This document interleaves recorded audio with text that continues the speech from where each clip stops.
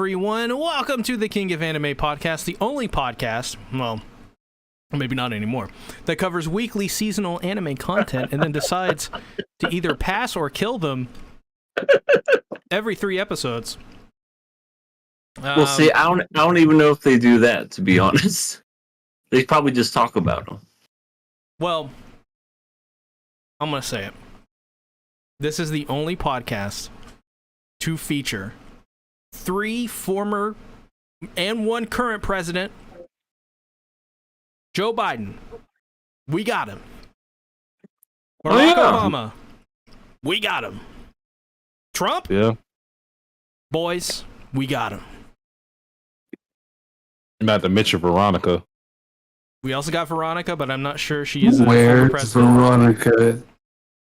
Biden? Joe? I want to know where she is. But Joe, Just to let you know, Biden, Veronica is not Monica. Just let you know. Damn. Different people. That ruins everything. Then hold on. I'm just surprised Joe knows about Veronica. Who doesn't know about me? Veronica! You're back from Jail. prison? Yeah. I was in jail, then I escaped.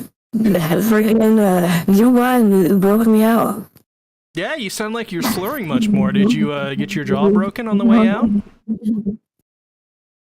I may be a little intoxicated. Oh, okay. Well, I was too quick to assume something horrible. Or up, Veronica. Oh, I want one of those. Give me a drink. Give me one drinky. Give me some. I think you had one too many. No, I'm not as stinky as I am. Give me my drunk. The Sims language? I don't know who that is. Alright, but I'm gonna go throw up in the parking lot. I'll see you later. Alright, have a good vomit. Don't OD yet, Veronica. I think she just Need died. Well, Damn. she was a good woman. I've never seen a corpse twitch like that. Speaking... See, I love how you're Salt Bay in your picture. Yes. Is that why it's better? It totally looks better now that you're Salt Bay. I removed Fate Zero and the show we should not mention anymore due to its severe drop in quality. Yeah, I just removed those 2 and Okay. you know, put the chat to the right, made the thing a little bit smaller. Then I made the windows bigger. It looks nice. Yeah. It was a little bit better, I think. But QRW6 says, what up, KOA? Hope y'all have been well. I finished the last 2 episodes of Masamune-kun Season 2. It started good, then the middle was fillerish, and the ending was an ending. Just glad it ended. And shippers in the end argue with each other on the Crunchyroll comments, which I found hilarious. Right? It's a sign of a very mediocre show, it sounds. Also, Decrepit Storm and Carp and QRW6 says, hey. So, hey. Salutations. Guten Tag. So, I think we should just go ahead and jump right into the news because we have a lot. We have decisions that have to be made. We have things that need to be announced. I may cry. Oh, okay. Yeah. Do not cry. Yeah, no, I Only girls cry. Wait, what does that mean? I've been crying this whole time. Telling you to man up. Telling you to man up, see. That's right. Stop crying, see. Yeah, that's you. Stop it. I'm Kobeni now. So yeah, I guess whoever put these on the list, you have the stage. So, in KOA news, first thing we have is Fist of the North Star will be getting a new anime. No date has been officially announced, so I don't know if it's going to be next year or what month it's going to be. But yeah, Fist of the North Star, new anime. Uh, been a long time. Yeah, Been a long time. I wonder if it's gonna be like a remake or like a modern day glow up or whatever. Yeah, you would probably just need to remake it entirely because I don't know, it'd be kind of awkward doing a continuation, or I don't know where the original anime ended, but I think it ended. I mean, completed. oh really? Yeah. Okay. Like, Yeah, I it think was made in the 80s, I think. Yeah, I was going to say it would be awkward to do a continuation or something decades later. So I'd expect it to get a whole new revamp. But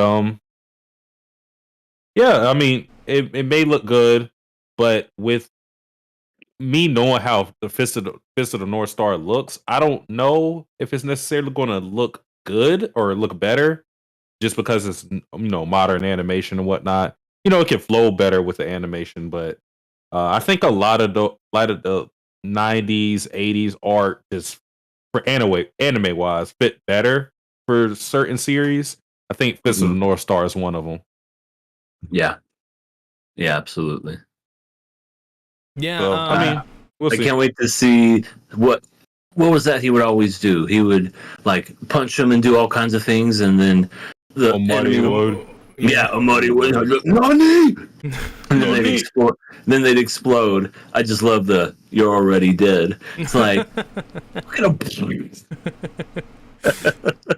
Yeah, Fist of the North Star has been sort of in the background. It's very popular in its niche, and a lot of people know of it. It's a very, like, people know the name.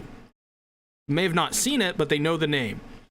They also came out with a video game like 4 or 5 years ago that was pretty generally well received as well. That also kind of brought it into modern era with a video game. I think what they are going to do is they're probably just going to redo the original, or just a completely new story, like reimagined. Sort of like how Bastard Heavy Metal Fantasy worked out. I think that showed that there is an audience for Fist of the North Star because it was a pretty generally popular series on Netflix. So, yeah, I think this is gonna be really popular, really big. They just got to do it right, so they got to get a good studio to do it. I think immediately off the top of my head, Wit ain't doing anything, or at least anything really notable. Not anything long, that's for sure. Yeah, we don't really have a roadmap. They'll start it and then they'll give it to Mappa later on. Yeah, I don't know if Mappa's going to be doing this one. I think this would definitely be fit for something like a Madhouse or a Wit. I think Madhouse is probably Madhouse. Yeah, especially if it's one and done. Definitely, you want to see if you can get Madhouse and get some of their contractors on at the very least to work on this, because this could be very big, like legitimately, could be huge. I think it can definitely introduce new audiences to the older anime too. Like, because there's probably people that have heard of it but have never seen it, and that would just be opening, kind of like with us and Rurouni Kenshin. Well, except you see. Yeah, no, yeah, that's true. Definitely. A lot of people are talking about Rurouni Kenshin now because they're seeing, despite the controversy, the writing, the series, it holds up. It's pretty good. And I think Fist of the North Star will be the same. Fist of the North Star is so unique. And to this day, there's nothing like it. I mean, the closest comparison you could probably get is JoJo, and I think it's more Mad Max you can compare it to than anything. Mm-hmm. So it's going to be very unique, and I think it's going to get a really good spotlight, whether it's good or bad at first. Since we're bringing back old anime to, I guess, educate the youth, can we bring back Dragon Ball just so it can start getting more respect? I agree. I know all the kids know about Dragon Ball Z, but I'm talking about the original Dragon Ball. Toriyama's best work. We're in my Discord server every now and again when we have a certain member pop up. We're watching Dragon Ball GT again, and we're talking about how It's not the same. Step into the Grand Tour. But that got us talking about, like, man, they really, like, Dragon Ball GT is basically just Dragon Ball in the beginning. So it would be really nice if they just, maybe after Toriyama passes it off and he decides to finally retire for good, maybe they reboot the entire series, sort of like how they've done with Kenshin, sort of like how they've done with Fruits Basket, or any other number of series, and start over and just give it, fix all the power scaling, fix all these random different transformations. Like, stick with one. Just do Super Saiyan. You don't I want pink hair. I need my blue hair too. I want pink version. And the thing is they can get around, their merchandising and advertising by just doing, like, different versions of, like, outfits, and it would just be so much better. It would fix so many things. Yeah. You could get better storytelling, and you wouldn't have to be shackled to 40, 50 years of Toriyama's writing, which, for Toriyama it's perfectly fine because he's been fairly consistent in his in his own little bubble, but outside of it he's stagnated for decades now at this point. Oh, that's never happening. But it's a good thought. I just want the original series to be remade, because I know a lot of people don't want to really go into the manga for older things. I mean, me revisiting Yu-Gi-Oh, because that's not something I want to rewatch over. But I read it and I had way more fun than I thought I was going to have with it. And I think if people got or had like an easier out into a series like that, which, everybody wants to watch the new anime of something. So if they did a remake of Dragon Ball, they would probably be more inclined to watch it. Just so I don't have to see stuff like on Twitter where they go, what is the best tournament arc in anime? And then under Dragon Ball, despite having 3 tournaments that are better, the poster tournament arc for Dragon Ball is the Tournament of Power.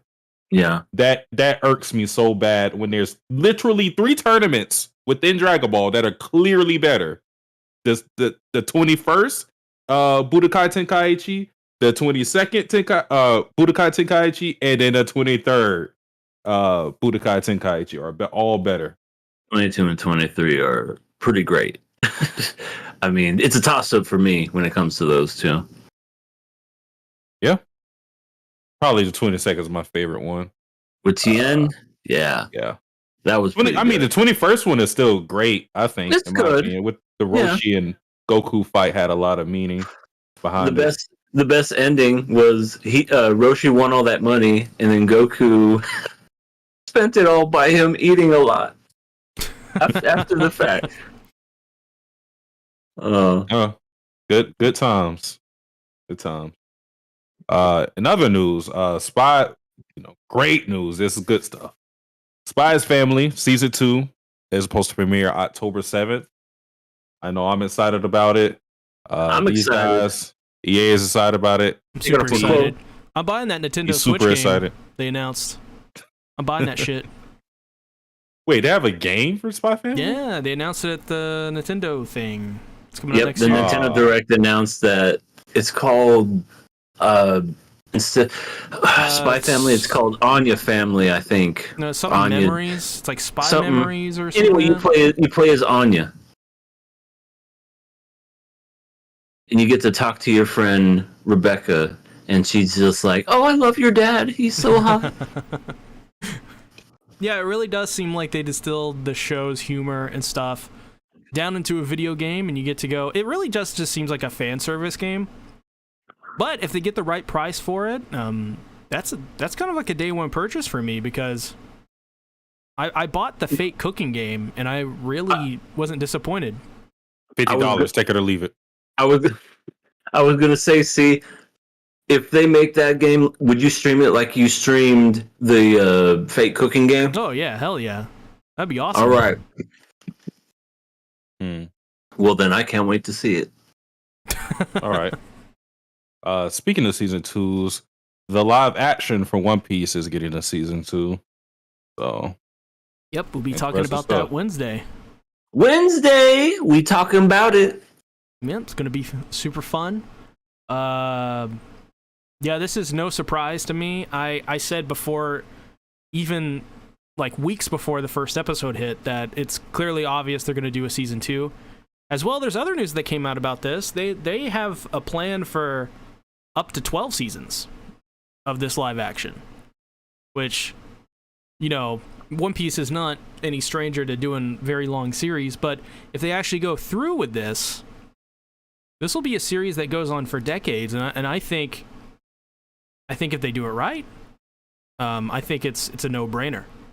The fact that they have so much faith in this, the fact it got so many views and such great reception,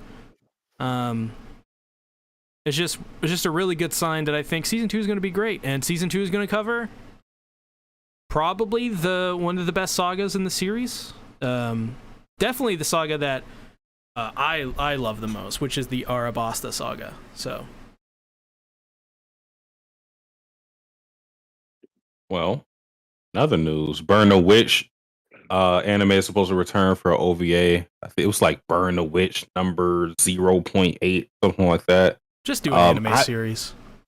I did not watch the anime or the movie for it. I don't even know what that is. It's the series by Tate Kubo, the guy who wrote Bleach. Bleach, yeah. Okay. Yeah, I read it when it came out. I'm not really a big fan of it at all, but it had like 4 chapters or so. I think maybe around like 40 to 60 pages for each chapter. And then it came out with a movie thing, and now it's coming back for this. I'm not too excited about it, but that's news. I enjoyed it. I watched the OVA and the movie or whatever, and I just think they should do an entire series on this. Give it 12 episodes and see how it goes. I know he probably doesn't want to invest too much in this too fast, but I think he's got potential with this series to do something unique. So hopefully he does. It's not like Bleach, which I think is why it has so much potential. It doesn't have boobs?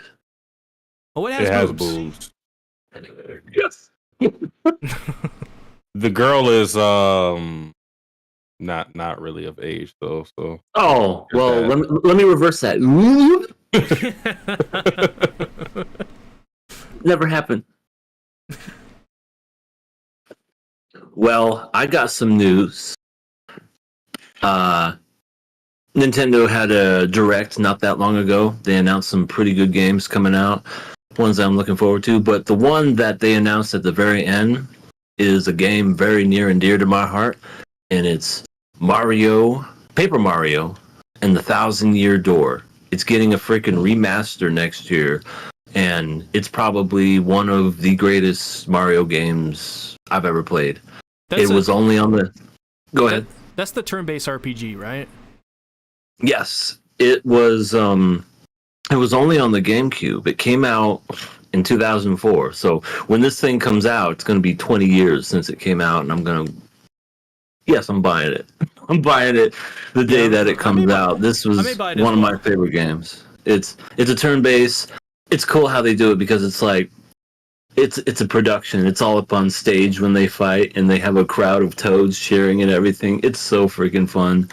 And the story's cool, the originality, the fact that they took the whole Paper Mario thing and you could turn into a paper airplane and float across to new stages.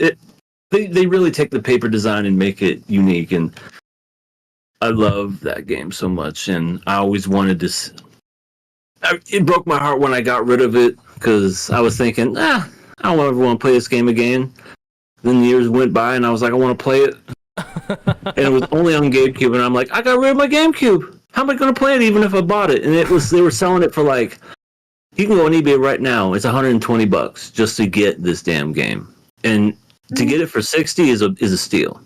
You know, I would buy it and keep it forever.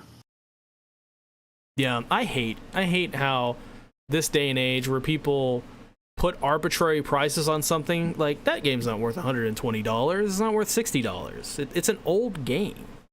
And yeah, like, how many copies they probably made of that? You know, 20, 30, 40 million? It's not, it's like not even rare. So I feel, and it's worse with Nintendo products because I think these scalpers feel that they can get away with it more. But I don't know. It really just, I'm glad they're releasing it though. And I think that's, I think I'm gonna pick it up because I like turn-based RPGs. Definitely, this one is one of the best. You know, it's up there with the Stick of Truth. I also liked the way the Princess Peach game looked.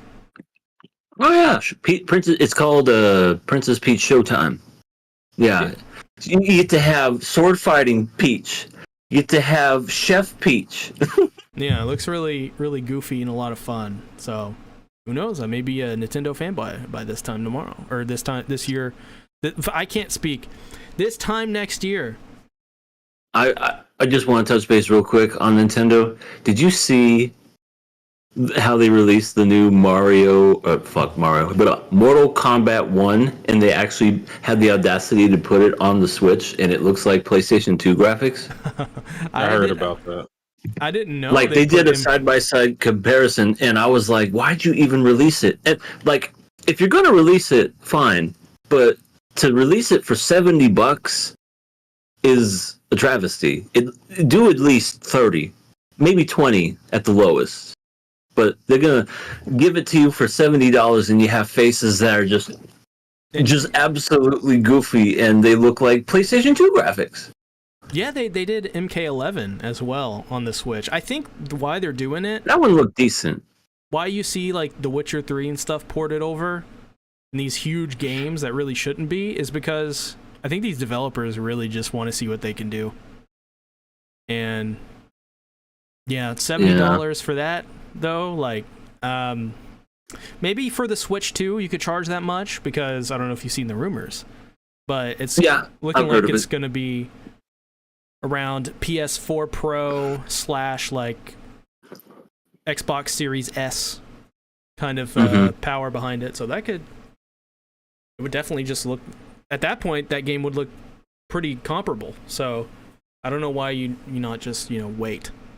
So maybe they plan to do a patch next year when the console comes out. So who knows? Maybe.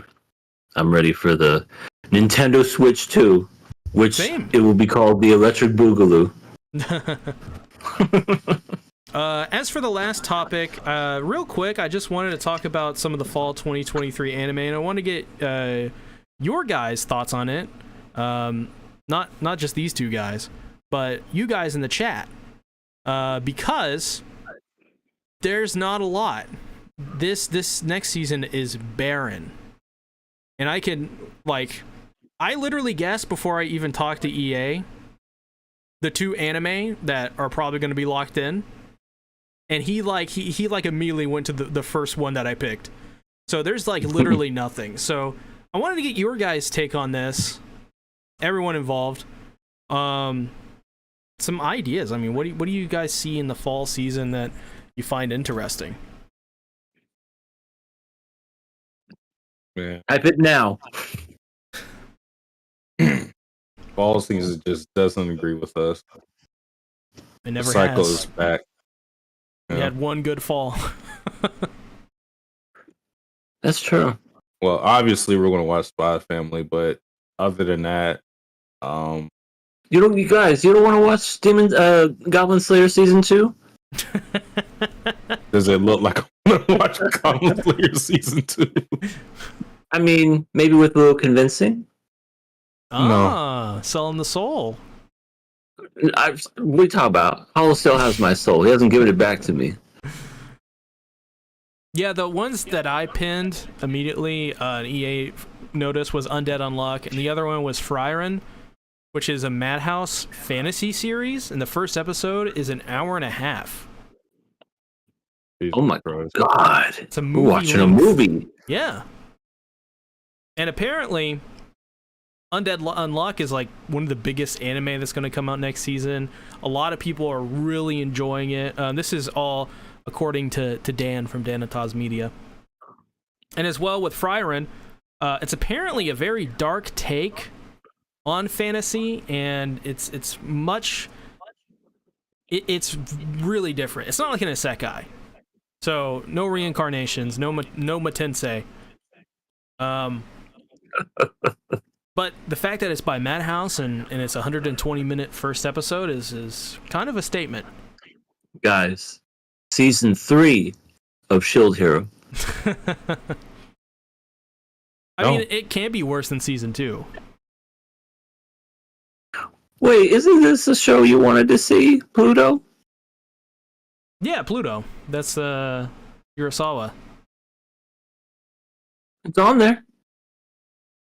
Oh yeah, we're gonna watch that anyways. We can't miss out on that. There's also more Tokyo Revengers for some reason. I can't believe they're still making more episodes of this. Carp says Scott Pilgrim. Is that coming out in the fall? He says November 17th. Sign me up. Oh yeah, QRW6 brings up a good point. I'm definitely enjoying the Undead Unluck manga, but the first part might rub people the wrong way. Yeah, so I've heard about this. I can't exactly remember what it was. I want to know. The guy groping a girl. Oh. Okay, so that's what happens? All right, kill it. Kill it. No pass.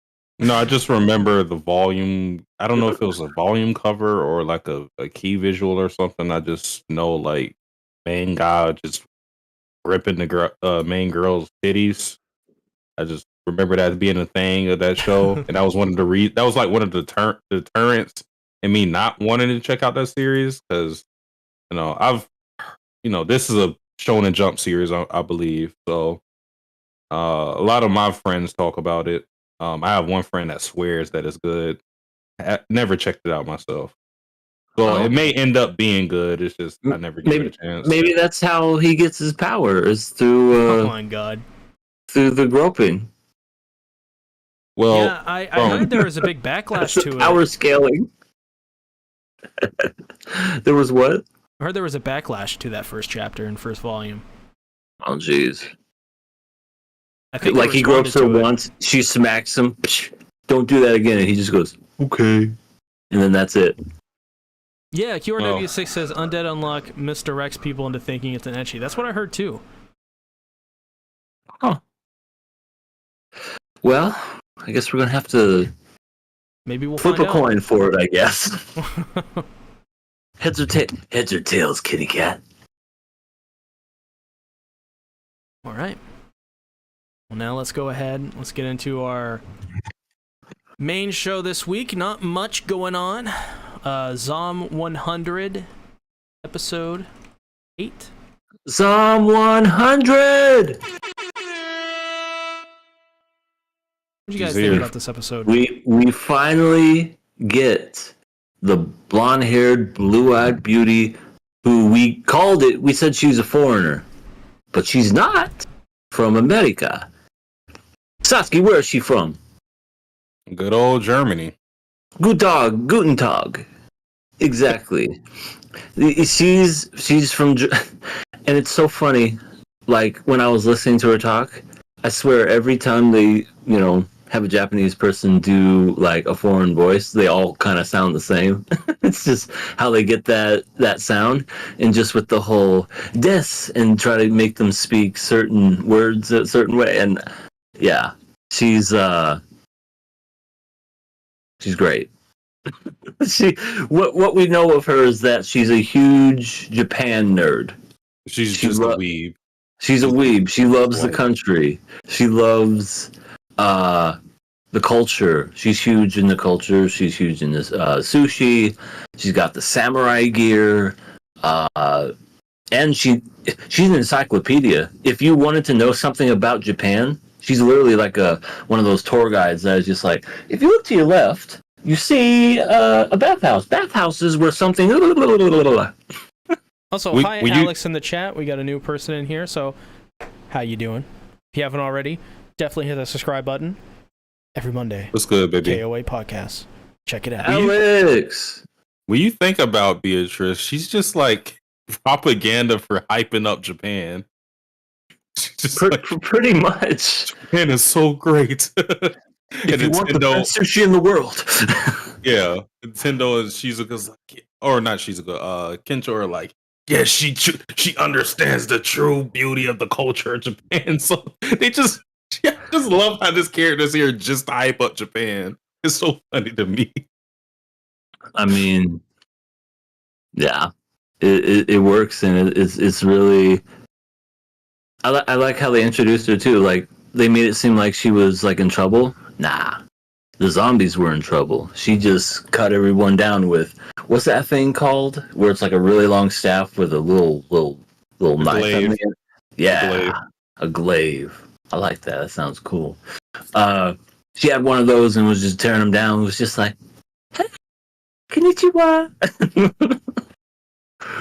And when I tell you she brung the fan service in the show, it was like, not to say that this show didn't have fan service before, but it was like they just unleashed this episode. It was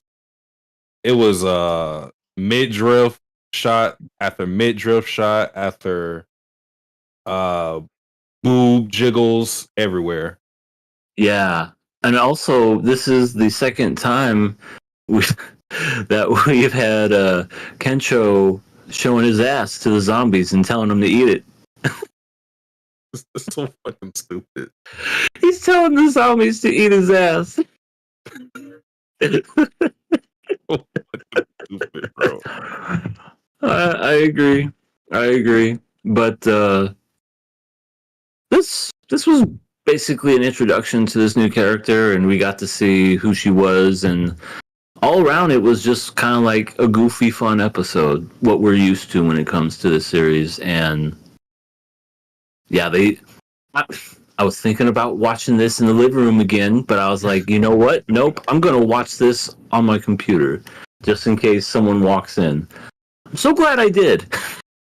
Because if I would have watched that there, I could just imagine my girlfriend just going, all right, what are you watching now? Is it the same? Is it that same show? We get a sequel short. But yeah, we get a sequel short where I'm like going, please, it's not what you think. So, as for the composition of this team now with Beatrice, it's literally the meme. I don't know if you guys have seen the meme, but there's a person driving, and the person driving is serious, and one person is just in the passenger seat smiling, and then the two people in the back are just idiots going crazy. That's basically the composition of this team. We have three idiots really. One that's kind of just, a ball of sunshine, and then Shizuka, who's trying to keep this team afloat. Like she's the brains of the operation. But yeah, as for what Beatrice adds, beyond just being another funny character, I mean, we have another fighter. Not that we necessarily need that again, but I think where the series is going to go, especially considering the ending of it, is that she's going to be a love interest for Kensho. Now, I do think Kensho is still probably going to sleep around with girls that they run across on the road, just because Kensho is he's a ladies' man. He's a philanderer, as they would say. But yeah, ladies' man too.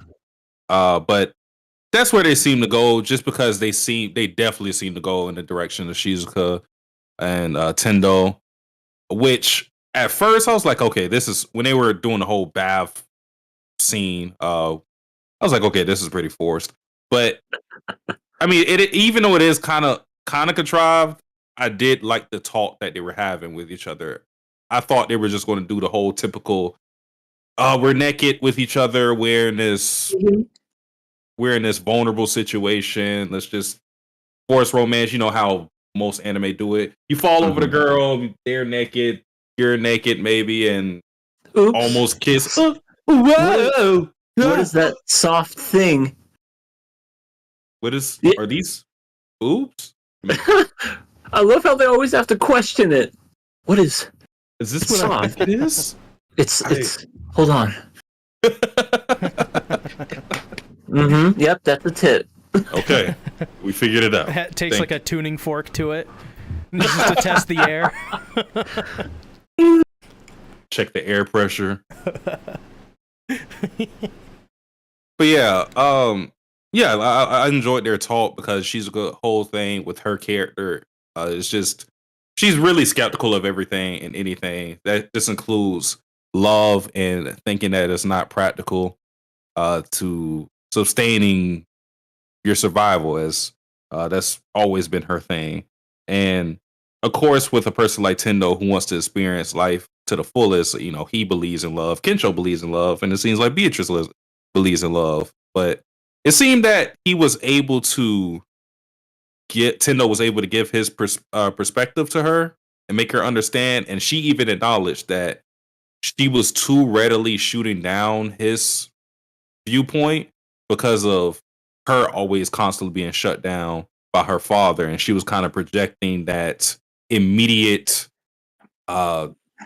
dismissal that her father would have shown her. So I like how her past came back to show like a character flaw, and how she was able to recognize that and grow a little bit. You know, she hasn't changed completely, but you can see the makings of her maybe being a little more like Tendo and living life to the fullest. So I enjoyed the little romance that they had there. Yeah, it didn't seem too forced. I mean, I was thinking the exact same thing you were thinking, Sasuke. Oh God, are they gonna have them try to kissy smooch and, you know, whoops, trip, fall into boobs? Yeah, I was waiting for it, but they actually acted like adults, where it was like, I'm sorry, I didn't know anyone was out here. Like, I was waiting for the punch or the slap or something, and that never happened. It was just, okay, you just go on that side and I'll be on this side, like rational human beings would do. Yeah. But wow. Yeah, that was good. Sorry, I just want to say real quick, see, before I let you finish, when they were in the first bathhouse before they went into the woods, I just thought it was hilarious how the guys were just swimming in it, and then you saw Kenjo's bare ass for like a split second. Just like a shark fin. I fucking died. That was so funny, but okay. Well, I was going to ask, what do you guys think about the, you know, this is after the delays and stuff like that, and after the studio abandoning the project, whether rightly or wrongly. I mean, this episode looked fine. Yeah. The only thing I really noticed, good. I just noticed one instance of there being CGI zombies in the very beginning of the episode. I thought that was funny. They look so funny. They look like out of like Simpsons Home and Run or Hit and Run. Oh, that now. If there's a game that ever needs a remaster, somebody Simpsons remade Hit and Run it. Somebody did a fan remake. Yeah, I saw that, and I need to get my hands on it. It looks really good. And I think they may have announced a remake. Can't remember. Oh, we got a new chatter. Mikuru Ass Honey. That is an interesting name. Are you just gonna say? Oh, I would say enjoy your stay, but it looks like you're spamming, so maybe not. Yeah. Honestly, can you say anything else that isn't? Oh. They're dripping their ass honey everywhere. not the ass honey. Not the ass honey. That just doesn't seem like a good time. No, Really doesn't. probably doesn't. It almost sounds like a sentence that you would say, like if you're in the middle of something and you're like working on something, you'd be like, "Baby, not the ass, honey." Oh yes, honey. Well, sadly, we're just gonna have to ban you. That's Yeah. unfortunate. That was a funny name. Yeah, yeah, Mm. it was really funny. Anyway, but yeah, I think it looked fine. I mean, I know it was delayed 2 weeks, and it's probably going to take a while for them to finish the series because I think it's got 12 episodes. But yeah, it's what can you do? It's a new studio, and they're kind of at the mercy of having to do it all themselves now without help from Shaft. So Very is unprofessional what it on their is. part to ban Yeah. a production like that. Right, and they're halfway through everything, and all of a sudden they're like, we're just gonna go ahead and make this anime where they tilt for the 500th time. Let's Yeah. just. They got the call from Geno Robuchi, and he was like, "Yeah, let's do the Madoka Magica thing," and they were like, Oh, "They're like, Well, apparently a lot Well, of see ya. staff, a lot of Shaft's, this is gonna a weird alliteration. A lot of Shaft's staff are actually leaving the studio. It's a lot of them are, and it seems like that studio is not. Can we at least get our head tilts? Are we still going to get that? Maybe not, because Whoever the head tilt guy is, we need to keep him. like a shocking amount are leaving in protest for the conditions at the studio. So I think they're probably Wow. not getting paid or something like that. I was gonna like- say, is it a work dispute? Dispute? I don't know exactly what is going on there. I just hear these things from Dan. So Dan could be, Okay. just fibbing. But Dan, drop it in the chat. oh, he's going back to college, so yeah, You don't he need doesn't have college, any Dan. time. Watch us, Dan. Come on. Great advice. I always love the stylist. Stylistically, Shaft is one of my favorite studios. I mean, we watched a Shaft series. You picked it, right, Ian? Yep. F? The Tale of Memories. Yeah. I don't Beautiful. know. And Ruby. Ruby. It's not even just animation wise that makes it great, because I think there are studios better that do animation better. But I don't know. It's just, it always was visually appealing to me. From Bakemonogatari, Madoka Magica, to F, Telememories, Telemelodies. I hope the core of it remains the same, but who knows? Yeah, we'll see the last 2 episodes when it's fucking stick figures. By the end, it's just gonna be the storyboard animatics. I'm going to see. Hold on. Do I have a notebook next to me? Hold on. Need to draw cheese. Okay, while you're drawing that, Decrepit Storm says they shafted them, literally. And Bug Films, KRW6 says, was plagued to fail. This studio wasn't prepared. This is a uncle from another world situation. I heard that one was another one that it did the first 7, just like this one, and then it just either it never finished or it went on later. Oh man. Dang. That's some art. That is mean, beautiful. Studio. Who need is that, somebody. Beatrice? It's Beatrice. I mean, hang with it the looks best of 'em. exactly like her. So Yeah, you That's all got I'm the saying. little, I'm ready to get exploited. it will just be a PowerPoint ending like all the Promised Goofy Land. I thought you were gonna say like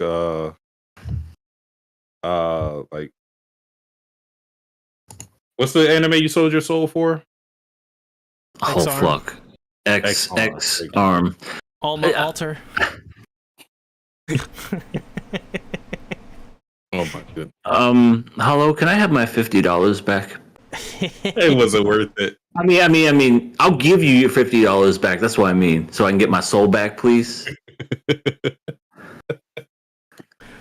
Yeah, I don't want to man. be a Debbie Downer. I think this is another one of those situations where it's the rock climbing girls. You guys really like it, and it's just not my thing.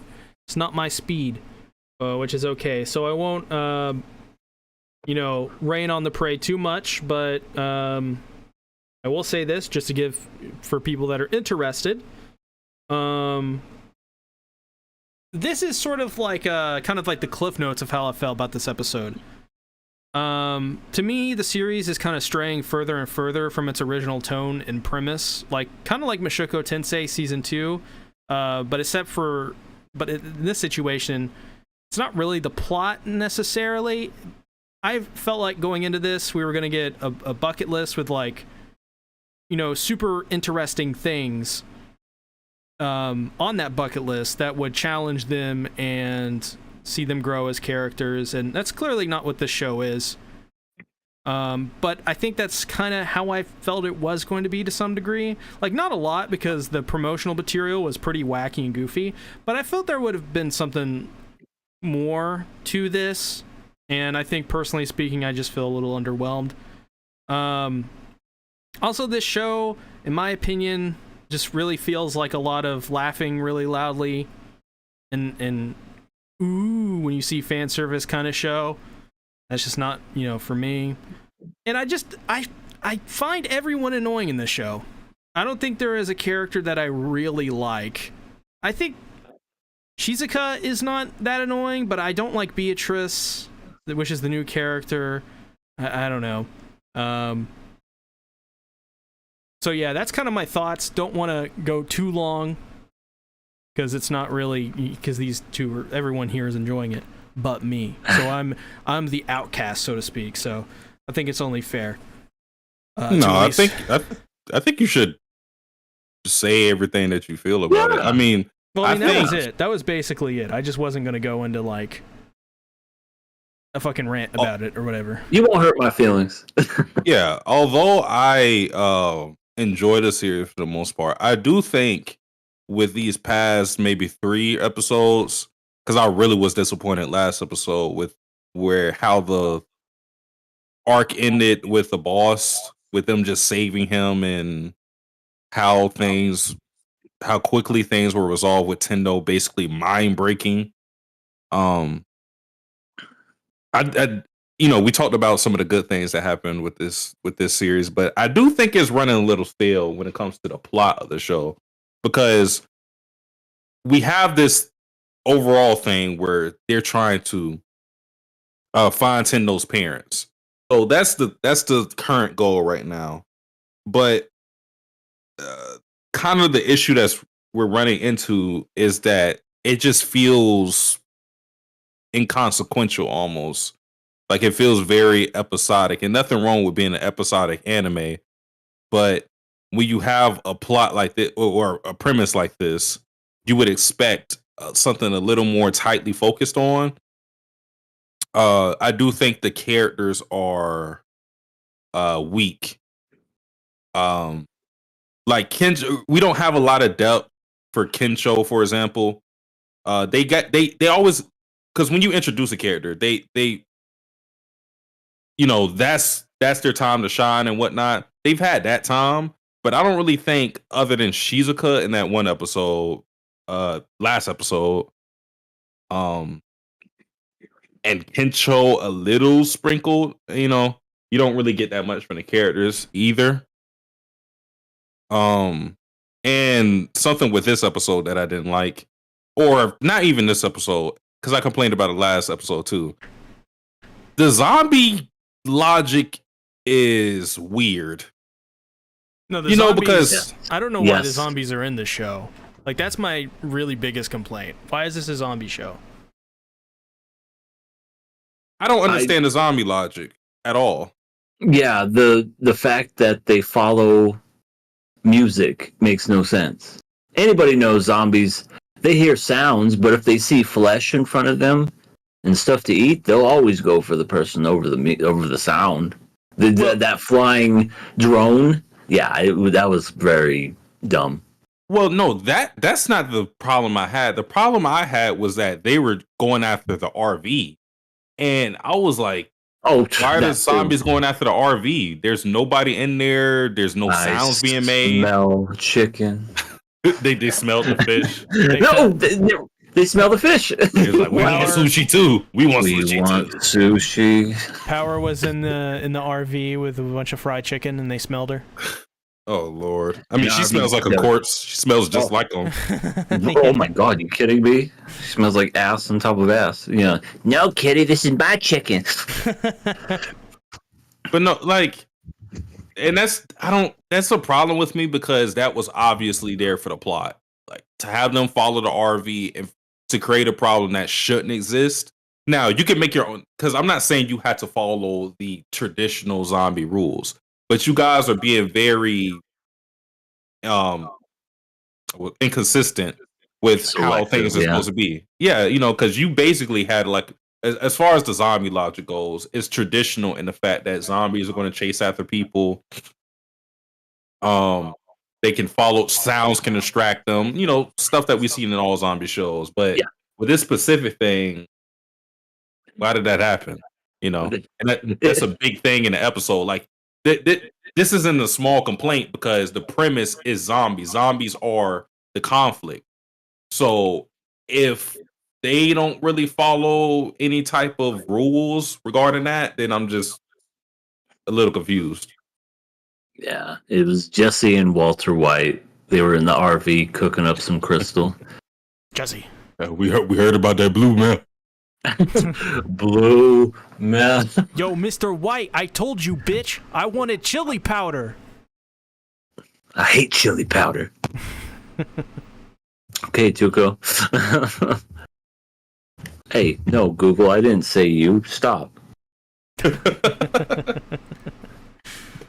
But no, I can feel the complaints because I do think it ran a little stale in some regards, because the thing that me and EA liked about the show was its uniqueness, and very quickly it's starting to lose that, and it's becoming any other, like, oddly enough, just like a slice of life show almost.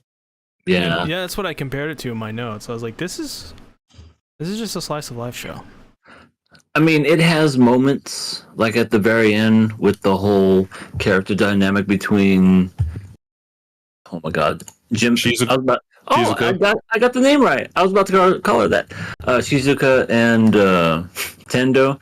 I thought that was really neat. But yeah, everything else, I would say a good 90% of this was fan service and goofiness. That's really what it was. But I hope the next episode gives us a return to form, back to what we originally liked about it. But I guess we'll have to wait and see, because the next episode, what's it called? Something of the Dead. Everything is of the dead. That's the joke. But they said something else. Oh, Treehouse. It was Treehouse of the Dead. Oh, it's going to be fan service. You think so? With the Treehouse? Yeah, I mean, a treehouse is a confined space, so. I was thinking, I don't know if they were like gonna pay homage to like The Simpsons Treehouse of Horror or something. If they were gonna do that, Oh, that would be cool. Like, yeah, that would be pretty neat. But I don't know. Maybe I'm overthinking it. But think about it. Yeah, they trapped in the treehouse. Their only refuge is this tiny space. And then they tell ghost stories. And they also, there's also boob. That's true. It's like, one day, Aquino from High School DxD came down and started sucking my finger for some reason. Oh, God! Oh, the whole humanity! But yeah, any final thoughts on this episode? Hopefully it doesn't take 2 weeks to come with another episode. Hopefully it's next week, just like this week. I want to see how my theory of Beatrice being Japanese hype propaganda plays out. So remember I said that because I want to see if she keeps hyping up Japan and then she's like the mouthpiece for them to just, Japan is the greatest country in the world. Then at one point she just like at the very end, she just can't take it anymore. She's like, I hate this fucking country. I mean, As soon as she went into Japan, the whole apocalypse happened. So Yeah, you would think that she would kind of be like, "This was a mistake. I should have never came." I did like the fact that, and this is also why I said Beatrice would be a love interest for Kensho. They're both kind of, well, she's not really an exhibitionist, but she kept getting naked this episode. She's very comfortable getting naked. Like, With, Shusaku was just like, "Oh, I don't want to get in there with you," and she's like, "Come on, don't be a little sourpuss." And then and the guys were like, "Thank you, God." which you'll appreciate the reference. She reminds me a lot of Sana, the art club president from Nagatoro. Yeah. But Definitely. she's super shameless, which is something I like about her. Very Satsuki Kiryu-esque. I think that's all I have to say. Well, let's go ahead and get into our next topic. Kenshin, episode 11. Kenshin. This is a great episode. I really enjoyed this one. Lots of fighting. And English. Yeah, English. And also, I'm convinced that this author was hugely inspired by X-Men. Because now we have fucking Wolverine in here. Well, okay, that's true. That's true. But he didn't have the whole No, he didn't have. Right. No, the adamantium or anything like that. He just kind of sucked at the very end. He's like, "This is my most powerful technique," and then died. But I'm like, first Gambit, now Wolverine. I'm waiting to see Storm and all these other characters next. I said this last episode. For everybody that's watched One Piece, I know QRW6, I think, watched One Piece. If you watch this episode, QRW6, you can't tell me this does not remind you of Enies Lobby. It is so similar to this arc. Like, now when I look at more connections with this episode, not to spoil things in great detail, but Conryu is basically what's the masked dude's name? It starts with an S. Spandam, I think that was his name, Spandam, from One Piece. And you have Megumin, who's like Robin, and of course Kenshin in the group there, Luffy, and if anybody who's watched One Piece, this reminds me so much of Enies Lobby. I feel like Oda was directly inspired, looking more and more at this arc. It's so similar to the arc. C hasn't gotten to this arc in One Piece, but it is so similar. Currently it's not reading even funny. Jaya. Yeah. So, very early. About to move on to Skypiea. But we ran through the gauntlet with these fights. Took care of Hanya, the ugly assassin guy. I'm this ugly because I'm the greatest assassin. Dude, or a spy, I mean. when I saw him talk, he said his lips were off. How was he talking with lisps and stuff like that? He should have been sounding like this when he talked. Should have been spitting everywhere. Yeah, just literally just, "Kenshin, I'm gonna kill you, cause this is all your fault." It just, when I saw that, I was just like, he ain't got no lips. He shouldn't be able to pronounce things.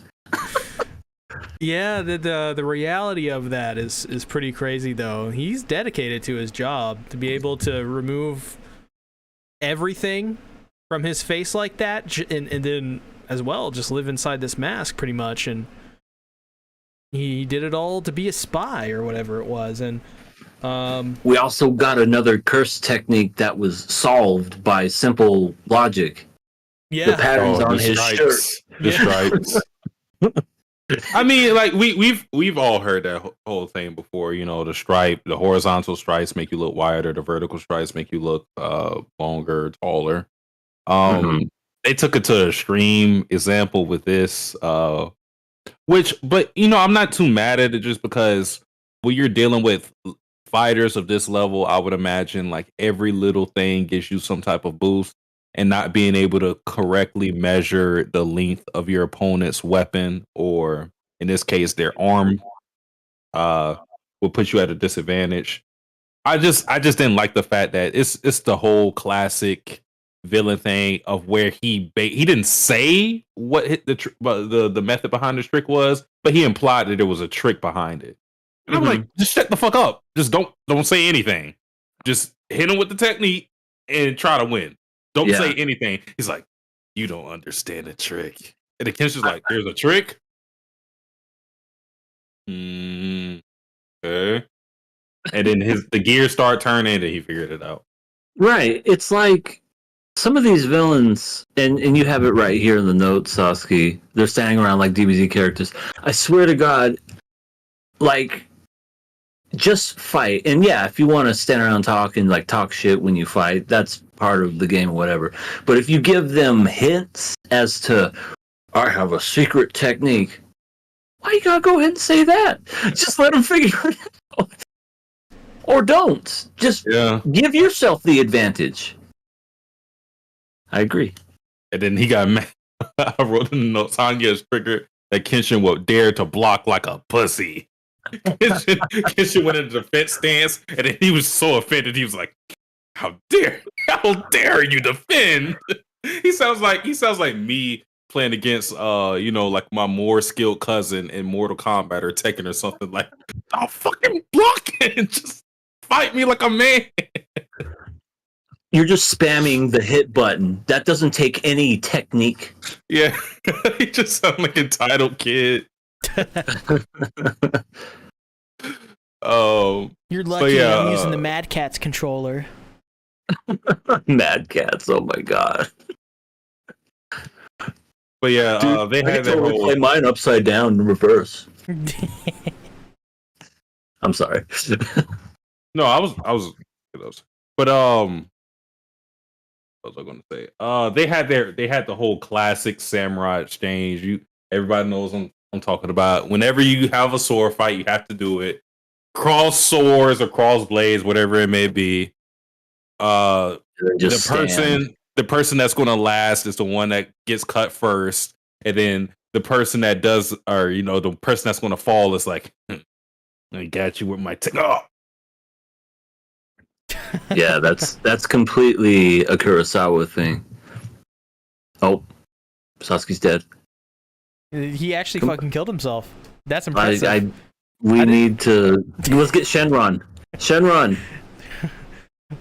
Devil. Why have you summoned me? Shenron, we need to bring back Satsuki the Savage. He kind of was showing an example of a samurai trope, and he died. Did you resurrect him? Oh yeah, no problem. Me and Satsuki are, we're big pals. We hang out on the weekend. All right.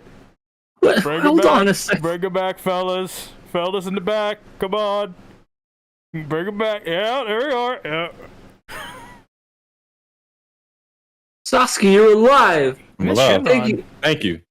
Yeah, thank you, Shenron. I think that was him. Yes, I can't do that again. or I guess we could. We could get the Namekian ones. And if we don't do that, we can get the other one from the other universe. Okay, and if we can't do that, then we can get the other one for the other universe. Yeah, we can get the fucking galaxy one. Yeah, yeah.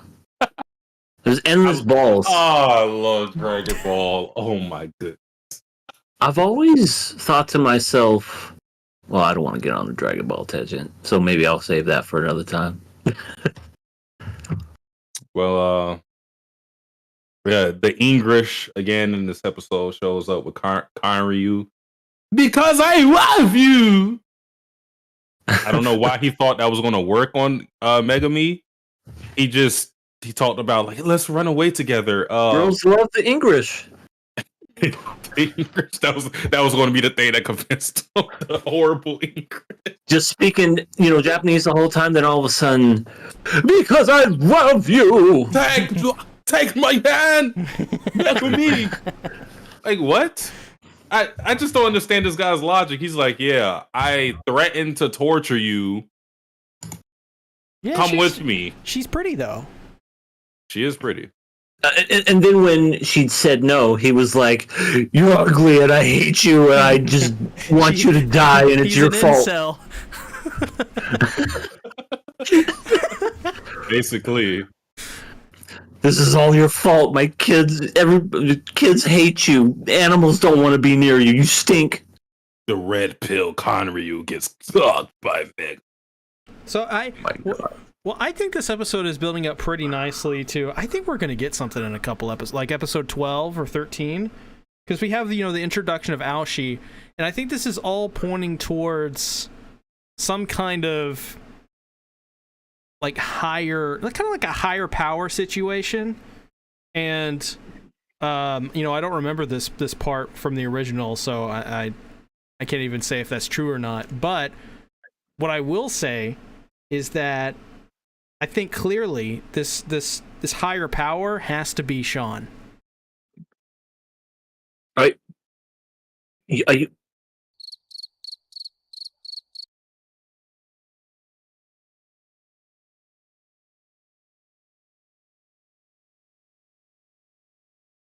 You had to do it, didn't you? See, you had to say it. What do you mean? Sasuke, wait for me. I'm coming with you.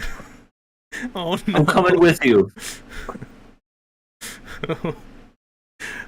Well, now that those two are gone,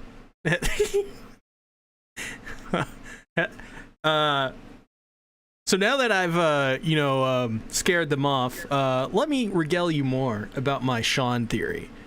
I think it's very clear that Sean is the villain of this, mostly because, I mean, think about it.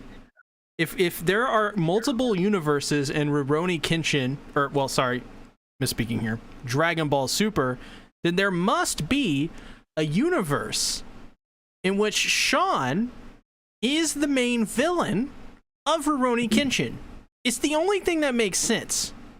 I mean, think about it. Think about it. You have some of the greatest villains ever in media. Psycho Mantis. You have Thanos, Alex Jones, all of them.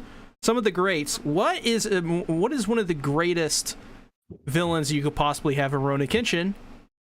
Sean.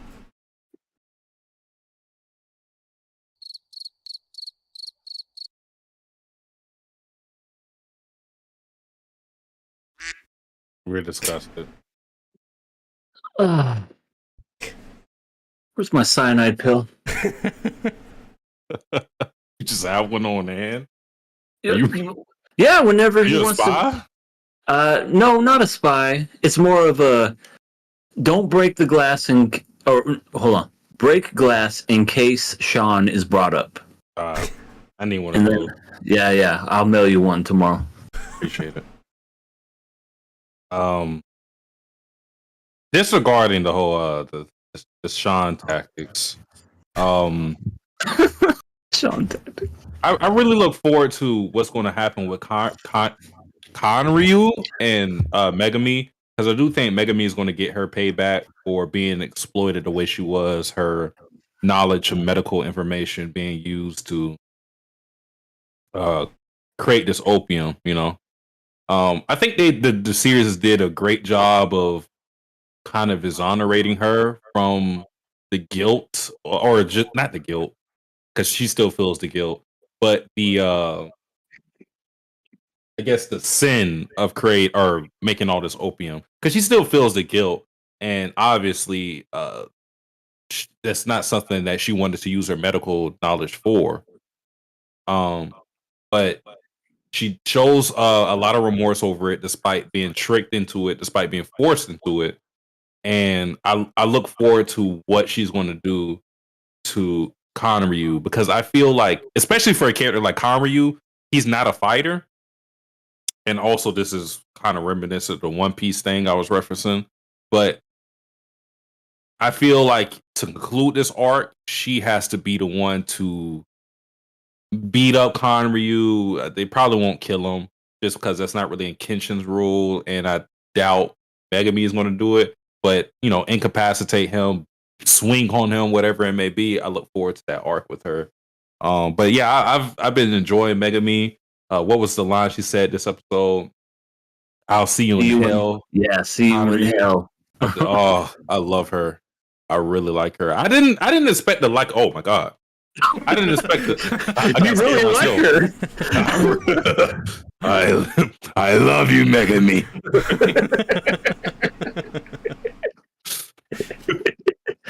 This is how big my love for you is. But I didn't expect to like a side character this much. Honestly, I thought the core of Kenshin's team, Kenshin himself, Yaiko, Sanosuke, and Kaoru. I thought all of those characters were going to be solid. I was going to like all of them, but I didn't think I was going to like a character that's not necessarily in their group this much, unless they were a villain. Because I thought I was going to like a villain whenever they got introduced, but no, Megami has been a solid character. I'm actually saddened at the notion that she isn't going to be in this group.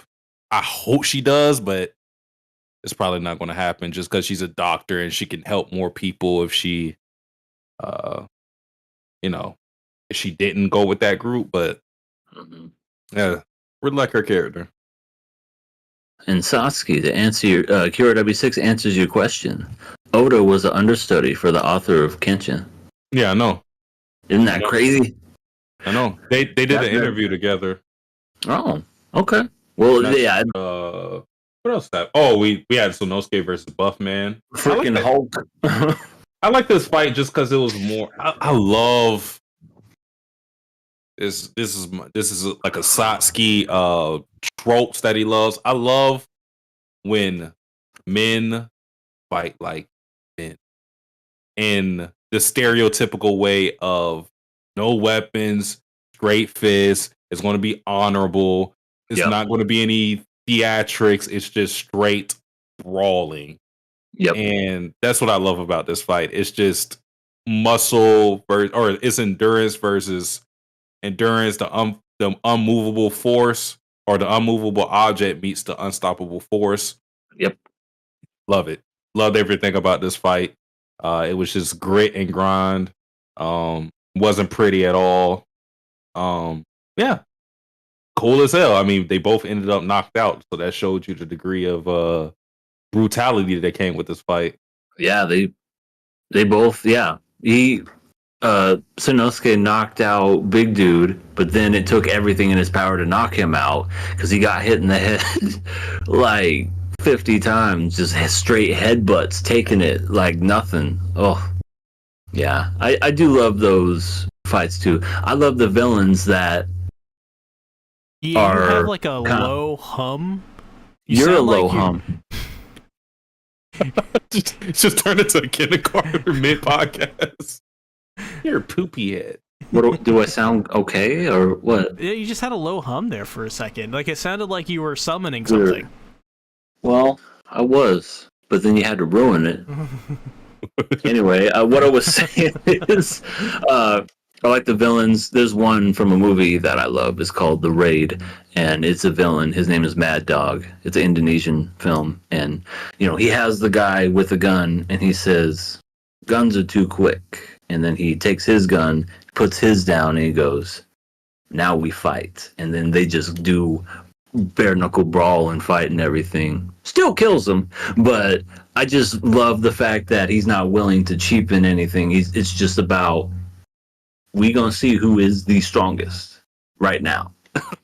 Yeah, I don't know if that's just an inherent thing with me being a man or something, but it's a guilty pleasure of me. I just love to see brawl outs like that, And no, don't get me wrong, I can appreciate even like cheap shots. I could appreciate conniving in a fight, but sometimes I really just enjoy when your endurance, when your willpower, especially, is put to the test, because that's kind of what this fight came down to: who could withstand the most. Even though Sanosuke was the one who was on the back foot the most time, I mean, he took the punches and he was able to dish out, the biggest blow and things the way he did. Yeah, even the villain was kind of showing a little bit of respect, where he was like, "Want to join our team?" And Sanosuke's like, "No, I'm cool." Yeah, and then he didn't try to attack Kenshin. He just let Kenshin and Yaiko go because he was just like, "You're the one I want to fight." But Pretty cool dude. You know, I don't really have a problem with buff guy. His name was Shikijo. Shikijo. Pretty cool. Yeah. Yeah. Yeah. He's gonna become friends with him later on. That's something I like too in any type of medium where if they start out villains and then later on they become friends.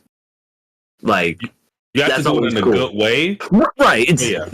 you know, there's always a good and right way to go about it. Like, I love Gurren Lagann and how they did it. Like, the one guy with the sharp teeth and everything, he was just like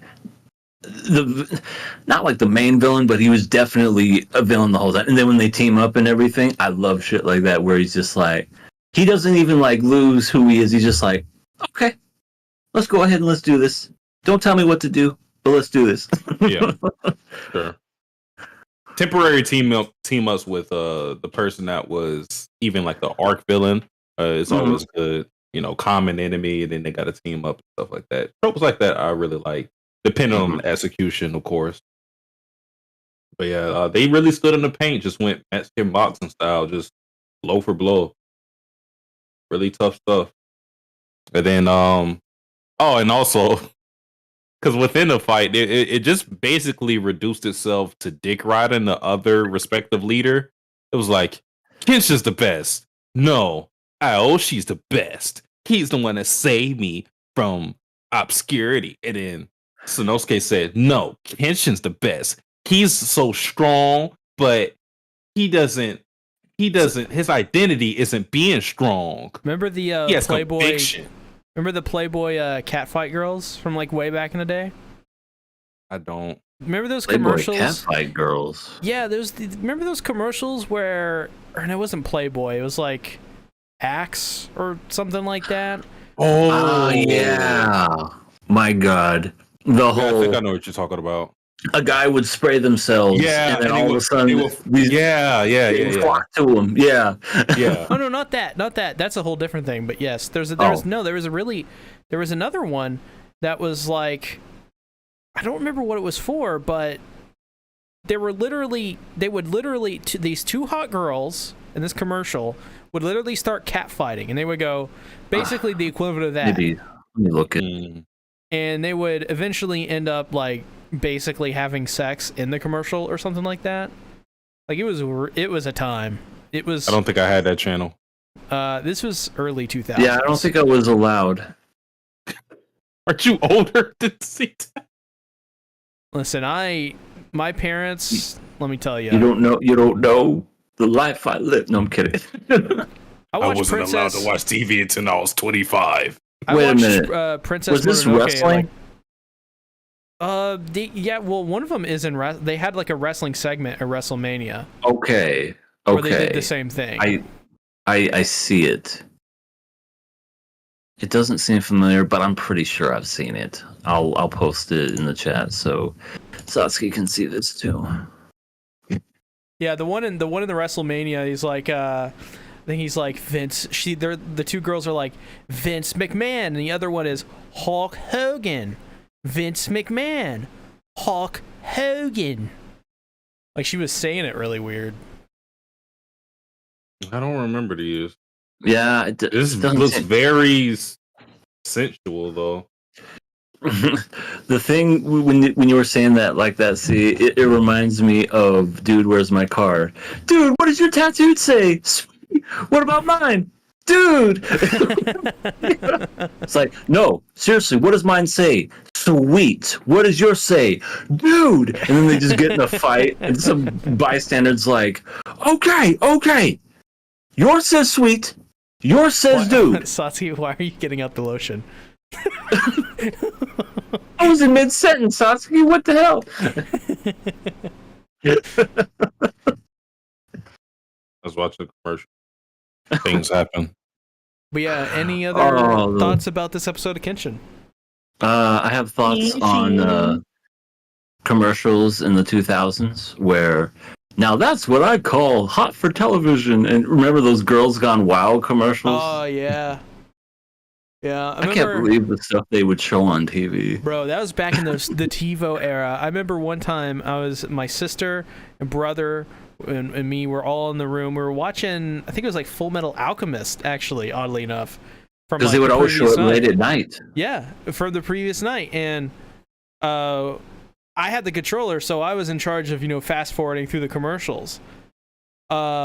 You know when you like press like on TiVo, like you fast forward like, I don't know, times 8, and then it like you think like you stop where you need to stop, but it has like some sort of like thing where it like stops you like 10 seconds before where you want it.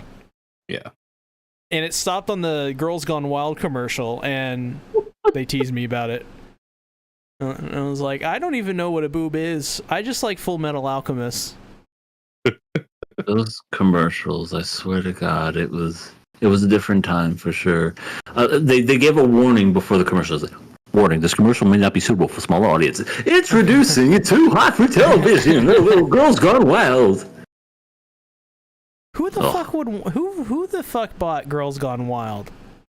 People back in the day. I'm sure people. I mean, think about it. Porno. Now we're talking about porn. People would buy those fucking VHS tapes for $50 back then, and they did it. People have collections of them. Not that I would know. I feel like watching. I feel like watching a drunk dude take advantage of a bunch of drunk young ladies, and then it not leading. There was no. It was just boobs. Like, it was just women flashing their boobs. There's nothing beyond that. I think the whole thing with stuff of that nature, the explicit, because it doesn't even have to be porn necessarily. It's just I think what sells it is the taboo-ness of it. That's not really a word, but it being taboo, being a forbidden thing. This is uncensored TV. You would never see this anywhere else. Mm-hmm. I think that's what sells it. Mm-hmm. Yeah. Yeah, because obviously you could watch porn and get something better, Yeah. But Carpet Storm says, was Beatrix in it? No. Guten Tag. How old is Beatrice? We don't even know that. God, I don't know. You know what? Let me do a search. You're gonna end up. It's gonna be like status dead, deceased. Yeah. If it is, I won't say anything. But we'll know by your reaction. You'll be like, "Ah, Jesus! Fuck! No!" Be like Steve Carell in The Office. No! Apparently, she's 21. Oh, we got good news. Yeah, 21. Remember when we found out Aura was 18? Well, Beatrice is 21. She's 21. Everybody clap. Well, I mean, we can't. Like, we already can. How old is Shizuka? Yeah. I feel like Shizuka will probably be around the same age. I'm gonna find out. I love how we're just. She's 27? What? Shizuka's 27? Or apparently at this point she's 26. But I mean, that makes sense. I didn't expect. Everybody's adults in here. Everybody's showing their asses. She's the same age as me. Damn. Hey, Jinbei. Carp says, "See, I see the deadliest One Piece character in the background." Do you guys? Oh, he's talking about the stairs. Yeah. Why is the stairs? I mean, I wouldn't know. So. Oh, you wouldn't know. They didn't explain it in the live action. Do you want to say it now, C, or do you want to wait for talk about the live action? We can wait to talk about the live action to tease the viewers and to piss them off. Yeah, we'll talk about it in live action. Yeah, we have all of you hostage. All your base belong to us. So that's it for Kenshin. Let's go ahead and let's get into JJK episode 11. What? Yeah. 11. Are we on 10? What are we on? We're on like 8, I think, right? 8? Oh, Of JJK? Yeah. 8. Yeah, I Oh, forgot the all delay. right. You're like 11, 8, 10, 12, whatever. They're all numbers. So JJK episode 8, hopefully. This episode, once again, continuing on the Shibuya incident arc. This one was a little laid back. This was obviously a low priority episode. Yeah, it was totally laid back with everybody dying. What are you talking about? Oh, I mean in terms of the production, specifically, because the biggest thing to come out of this episode, once again, was the ghosting and dimming. People do not like it, but I think it is good to reiterate that this is not MAPPA doing this on purpose. They are in a time slot where Japanese law necessitates animation be dimmed and ghosted to cause less seizures. And So- knowing is half the battle. Yes. Once you know that, suddenly you kind of can't complain as much. But other than that, yeah, no, this episode is pretty crazy. We saw Itadori go gets a locust. We saw incest happen right before Dude. our very eyes. Very cursed. Mei Mei went from like, I like Mei Mei to maybe not like Mei Mei, but you know, that's just me. Yeah, we got Gojo being tag teamed, and it just clearly not working, but they obviously have some sort of plan for Gojo. Yeah.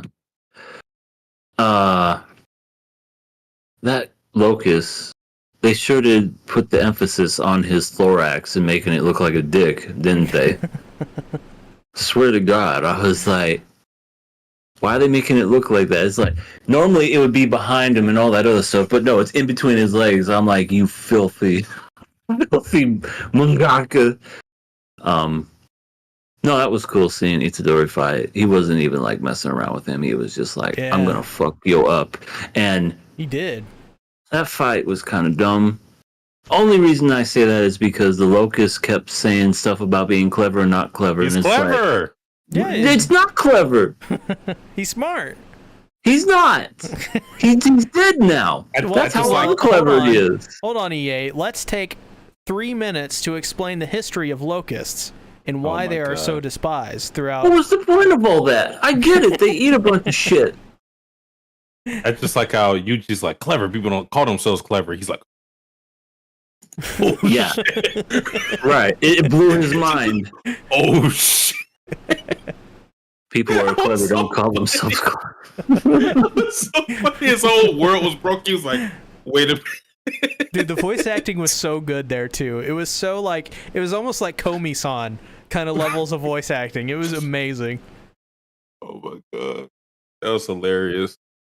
Yeah, the animation wasn't all that for that fight at all.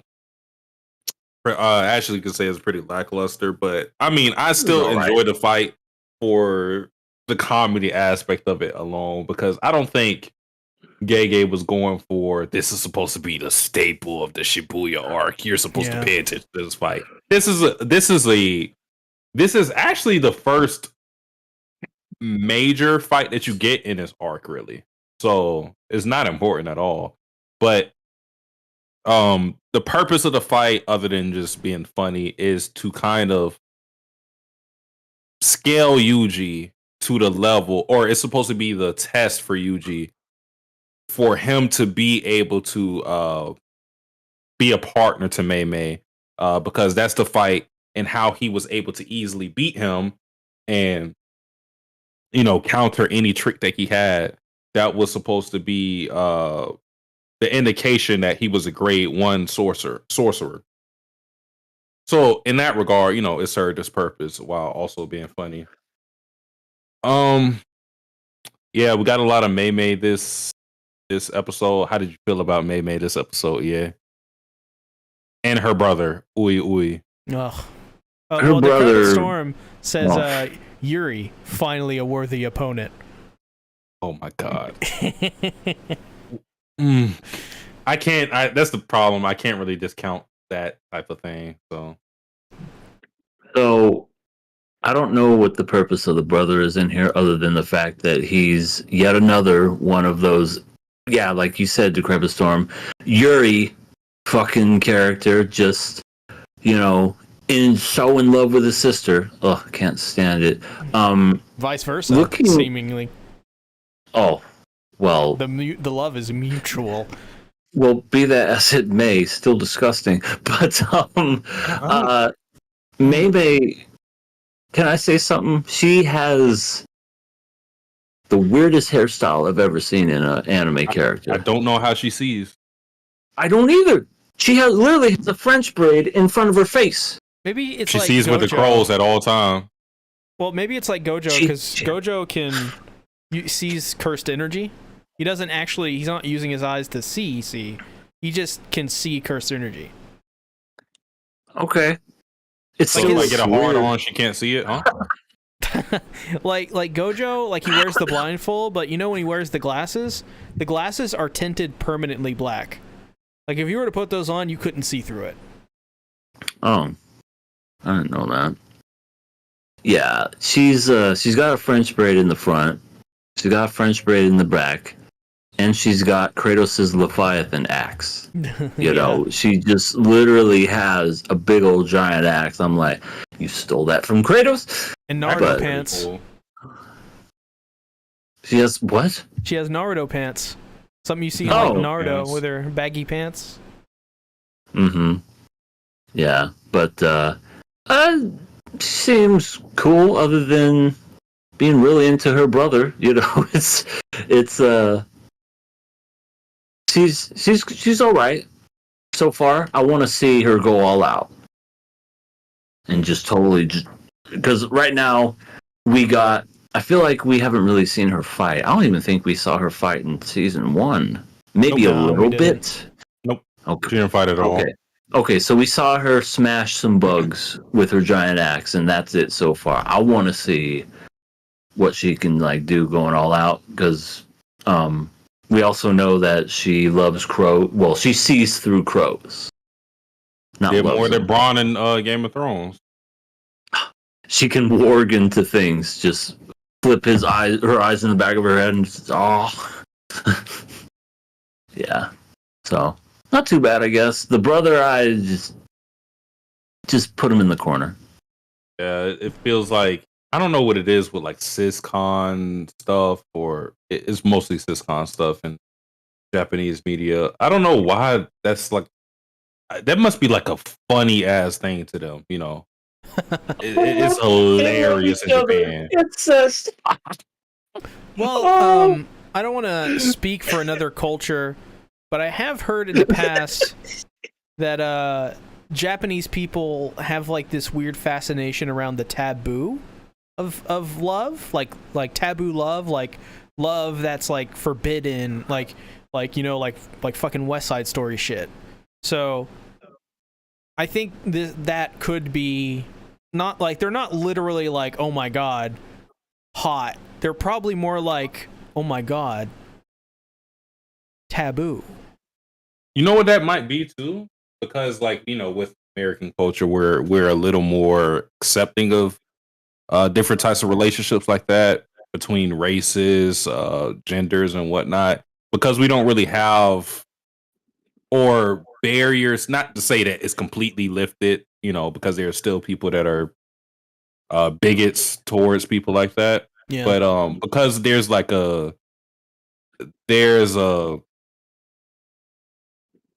there is a more acceptance of that type of stuff. We aren't as enamored by stuff like that. Not to say that we are I know what Alabama is this, but we aren't incest. Yeah. incest. Yeah. We're not just that's incest is cool and great, but maybe because we're more accepting of just more what you said, more taboo relationships, that we're not really looking at that this is funny, Well, they also see they don't see gay people as gay people necessarily. They see gay being gay as a fetish. Fetish phase. I've heard yeah. that too. Yeah. So they treat lesbian relationships as if that's a childish high school thing. You know, you'll I grow out of remember that. when I was a lesbian. Basically, yes. That's basically how it is. Yeah. I grew up and became straight. Yeah. Yeah. Remember that Michael Cera movie where he confesses to the girl and he's like, "I'm in lesbian with you." Was that Scott super Pilgrim? bad? Is either that or yeah, it was super bad. I think yeah. It was either super bad or Scott Pilgrim. It's been years since I've seen both. But I do remember him saying that reminds me of remember Harvey Birdman, Attorney at Law? Like, I think one of the characters was trying to get out of the fact that somebody had a crush on them, and she was like, I'm into girls, and the guy was like, "Me too, baby, all my life. We gotta get a gay marriage." You lesbian? I'm lesbian too, babe. Oh, But besides that, you know, Bud guy, clever, maybe incestuous sister. The bulk of the episode was the Gojo stuff as it pertained to Hanami and Jogo, following Geto's plan of cornering him and basically using the people as hostages to restrict his movements, which is when I tell you this is why I said EA, you have to be more. This is the time you got to study the power structure of Jujutsu Kaisen because it's only going to get worse and worse because like they did the whole like domain application or amplification. And then they still talk about the veils and stuff like that. The reason I say you got to study that up because it just makes the fight more interesting, in my I'm gonna opinion. study right now. What is domain amplification? Carry the one. You got to be a physics. You got to learn statistics, geometry, trigonometry, and all that. The right square, geometry squared. AB plus C equals B. No, Okay, I think I got it. I think just learning the power structure a little better just makes the fight more interesting because it relies heavily on the application of different techniques within this fight. It hasn't gone too heavy on it thus far. The only thing they've used as far as techniques is Gojo's blue, which we already went over that. They go over like a big explanation, but it's just repelling things. That's the reason why Gojo can float. That's the reason why attacks don't hit him. That's what the blue does. But also what we get is domain amplification, which is in my explanation is kind of like, how do I explain this? It's like sustaining a domain expansion within a limb of your within a limb, like your hand or whatever. You know, it's basically confining the powers of a domain expansion in your arm, in which normally with something like Gojo's blue, you can't hit him ever. But when you have the domain amplification, you can hit him now. So it's a direct counter. So I guess it's a direct counter to his ability, in which it repels all techniques normally. But yeah, really the whole topic of discussion is them using non Jujutsu sorcerers to keep him from using all his techniques. Because normally Gojo sees people like this, domain expansion, infinite void, done. But he can't use it because this is why I say like this is why learning the techniques is important, because his domain expansion creates a bubble which for non-Jujutsu sorcerers would push them out to the outskirts of the barrier that exists right now and would crush all of them. So if he uses his domain expansion, everybody that's in the vicinity of him within that radius will die. He cannot use his domain expansion. Wow. His plan. So this plan is really thought out and really, really intriguing. Yeah. By the way it sounds like at the end, it almost sounds like they're going to trap him. Because he said something about, I don't know if it was like jail or prison or Prison realm. Yeah, prison realm. It sounds like they're going to trap him. That's exactly what it sounds like. And once they trap Gojo, all hell's gonna break loose. Will they trap Gojo? What do you think here and now?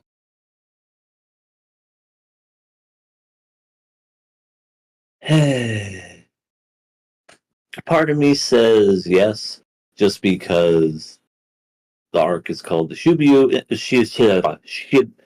whatever incident, Shibuya, and that it's going to take people to figure out ways to like defeat this guy. And then when I see this guy, Ghetto and Mahito and all of their creatures and demons and stuff, I think if they don't trap Gojo, I think he would be able to easily like defeat everybody because he's just that powerful and strong. So, unless, of course, as you explained, they have it in a way where he doesn't want to kill other people in order to use his domain expansion power or whatever. So, in my personal opinion, they'll probably find a way to trap him just for the story and the plot, because that's what's going to make this arc unique and intense. How can we win this fight without Gojo? Guess we'll find out. How long does he get trapped if he is trapped? Well, Do you think it's a temporary thing, like just a day, or what? I mean, maybe it sounds like, from the way you're saying it, maybe sounds like that it's a timed thing. So they're gonna take the time from all that, I guess, to take advantage of just killing all non-jutsu sorcerers or whatever. So I say it's temporary because Gojo's too powerful. There's no way that, even if you did put him in there, it would probably be temporary thing. It's like Zaweldo, in JoJo, where it's for a certain amount of seconds, but then once that time is up, boom, it's broken. That's my guess. I just like the Crypto Storm said, Gojo needs advice from Trump on how not God. to be put in prison. Let's see if I can get the man. Uh-oh. I don't know what you need my advice for. I'm going to jail. Trump, how long? Oh, maybe 2 minutes. 2 minutes? Yeah, it's gonna be like SpongeBob. You know how when they sold the balloon, they were just like, "All right, time's up." Well, happy to know that the government is doing their due diligence, 2 Always, minutes. always. Yeah. 2 minutes, When it comes to government officials, slap on the wrist. People like other people all the time in jail. You looked at me wrong. You're going to prison. I'm gonna eat out of the cat food. What? Tell me about it. I played GTA 5. I looked at an officer for 5 seconds and he beat my ass and tried to shoot me. I understand your pain, Trump. Did somebody say ass? Oh no. Oh no. No, ass honey, we had to ban ass honey. You're late, Joe. You're slow. That's all it is. I am slow. God damn. And sleepy. Good night. Fuck out of here, Joe. Anyway, jail time will be fun. If Gojo goes to prison, He'll just be out in 2 minutes. Okay, 10 minutes. You heard it here first from Trump, guys. Trustworthy. I mean, it's He speaks the truth. He speaks the truth. Nope. I know good people. Yeah, clearly. But why the hell were Geto, Jogo, Mahito, and Hanami at a playground? Oh, you know what's going to go down. They're killing them kids. Well, What, they like- were blowing bubbles. Yeah, Geto was just blowing bubbles. This didn't happen in the episode, but Mahito's like in a slide, woo, playing with kids. Hey, hear it? No, hear it. Oh, this is fun. I love this candy that you gave us. What the fuck? I gotta look back at the manga to see if they were talking in a fucking playground. I think they were, but I don't think it was as obvious.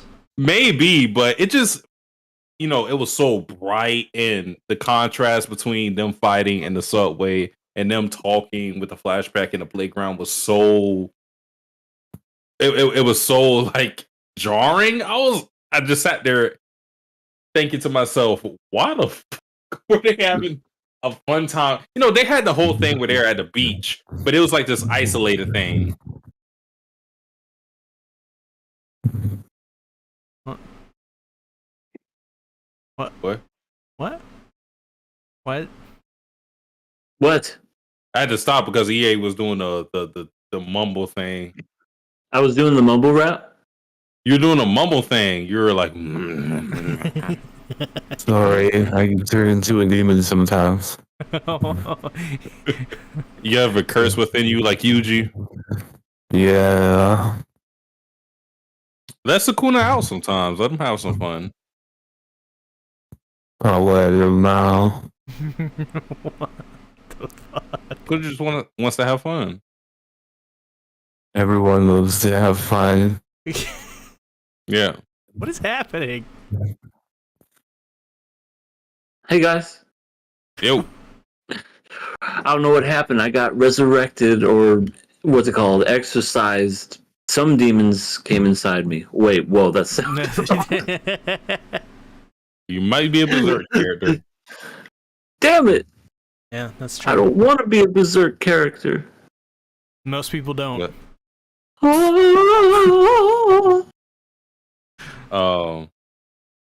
But yeah, this whole plan is very intricate and interesting. I just love how it shows you how smart and intimate Geto knows Gojo with being able to pinpoint what techniques he's going to be able to use in this situation and how you should react to it and how he's going to react to your reaction. So far, everything has been working out according to the plan. But as like I put in a thumbnail with Jogo sweating, even though things are going according to plan, that doesn't really negate the fear factor that is Gojo. I'm Joe Rogan, and welcome to Fear Factor. Yeah. Joe Rogan, why are you sweating? No. Why are you sweating? I thought it was all going according to your plan. Listen, Jamie, bring up that thing about aliens probing ducks. Bring that up. Oh, wow. You really went there. Listen, Jamie, I don't pay you for this bullshit. Now bring it up. Drum roll, please. Ducks and aliens. Where's the correlation? Joe Rogan will tell us this now. So apparently, LSD, if you use it a lot, apparently you do get transported up to the aliens eventually. You just have to do a lot of it, and you gotta work out a lot. Need a lot of meat, and I've been doing the all meat diet recently, where I've just been grinding up the heads of pigs and putting them in a glass and just drinking that, and that's really been boosting my protein levels and getting some really good gains on that. And I don't trust everything that's out there these days. I think that I really do. I think the government is making us. I think they're making us eat fake food. I think it's all fake. I think what they're doing is they're just you just mowing grass, and they're taking the leaves and they're putting some chemicals in them, and they're changing the colors, and our children are definitely going to die. And Jamie, did you bring up the thing about ducks being probed by aliens? Well, I was going to say I don't even wear underwear these days because they put chips in the underwear, and with the microfiber that the government created, they're dick rotting and dick eating at the same time. And I'm like, I don't want my dick eat and my dick rolled 24/7, especially by the government. Yeah, and well, you know how they solve that, right?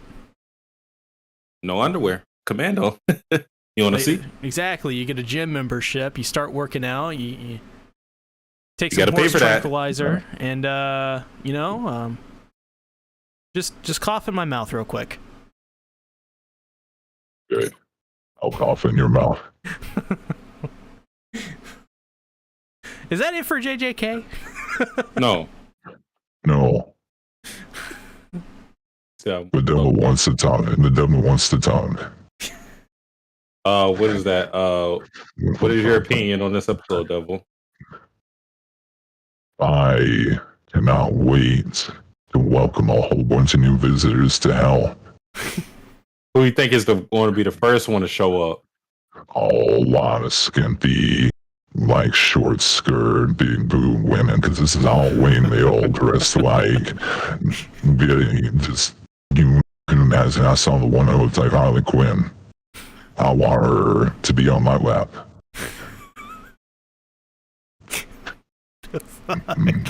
In chains. I feel that. All I right. definitely understand that. No worries. I gotta go see. I'll come back for you later. We gotta talk about that one thing.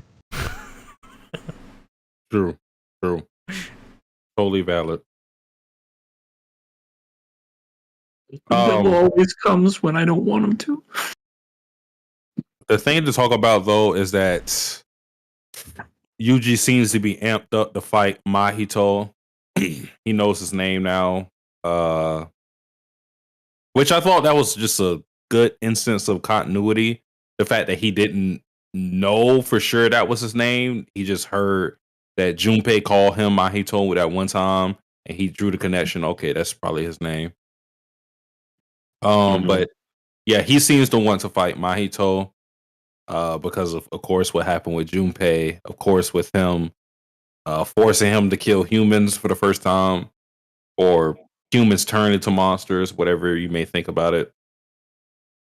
So you have that on the rise, but apparently Mahito is doing his own thing, and he's not really there to fight anybody yet. He's just following the plan.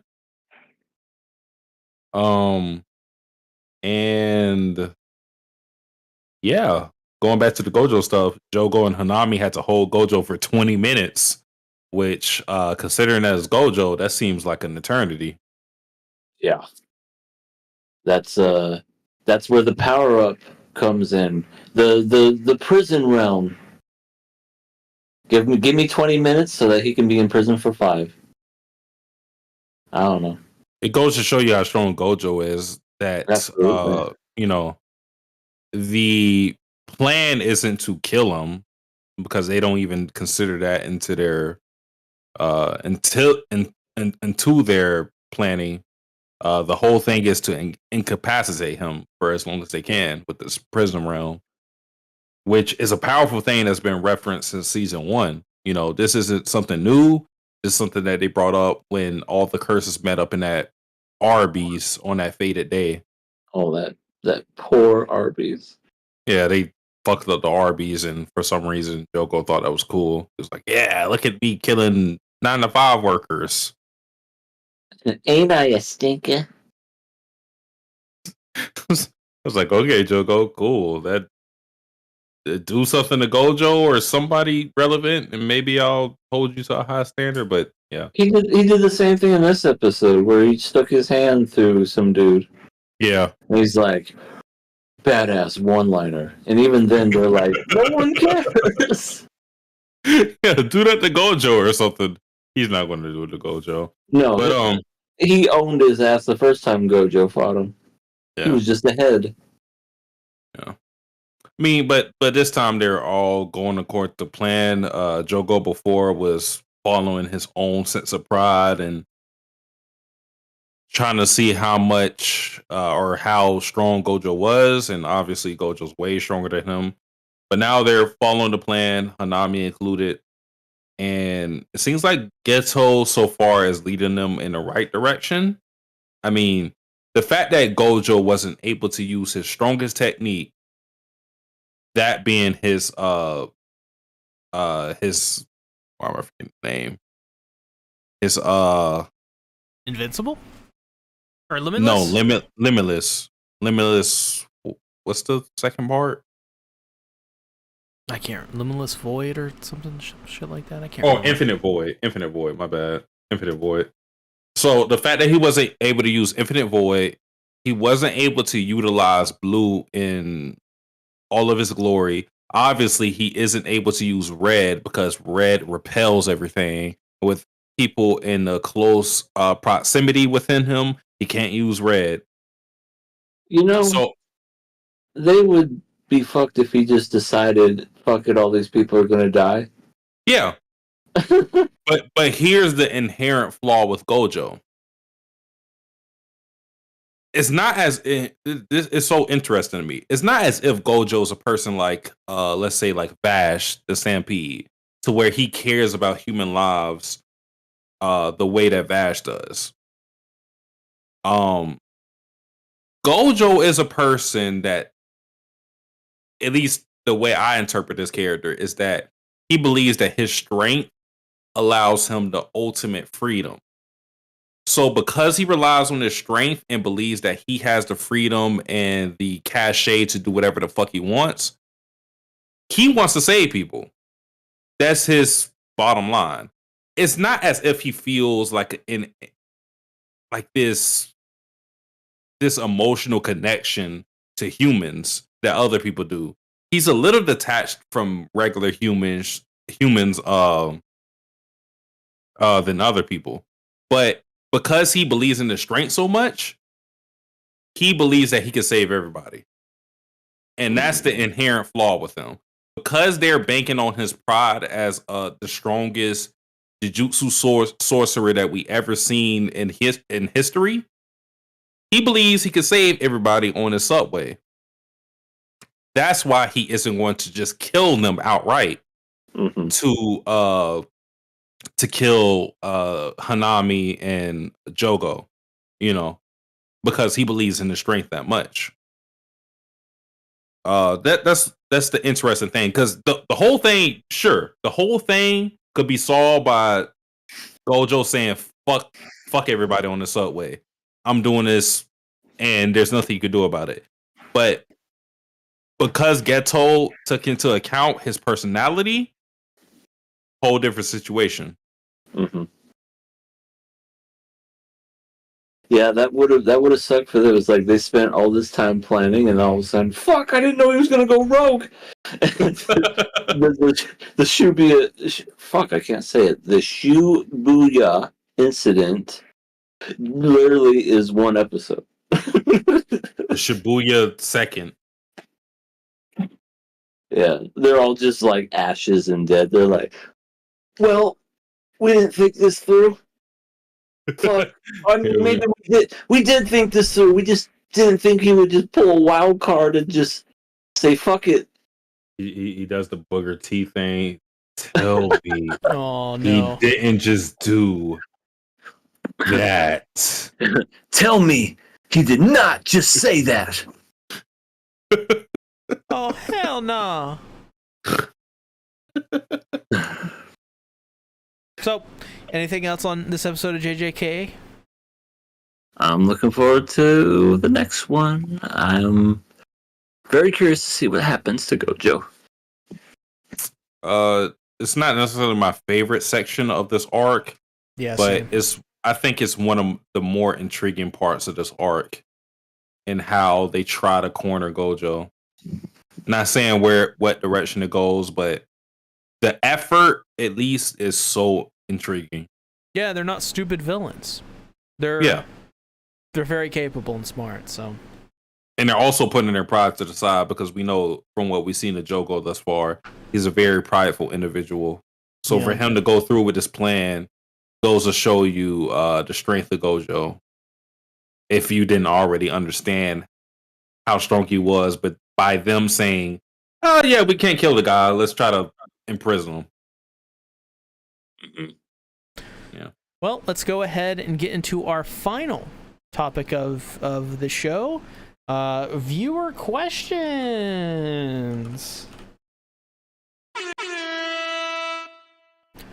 So yeah, let's get everything set up here.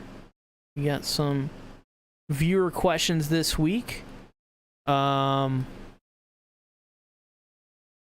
have to scroll down to the bottom.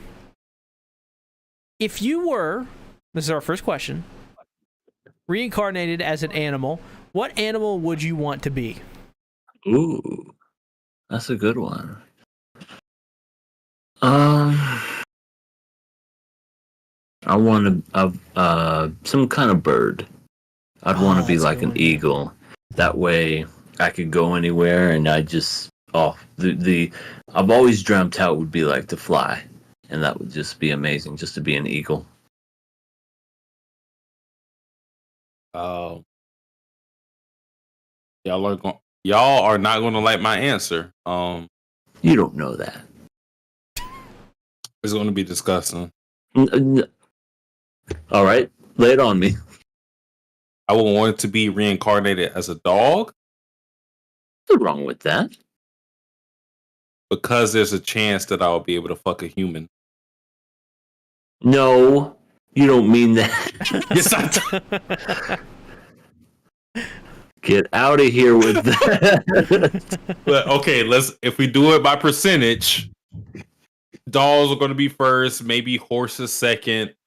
I don't know what's going to be third. I don't know. But as a dog, I have a chance. Small chance, albeit, but I have a chance.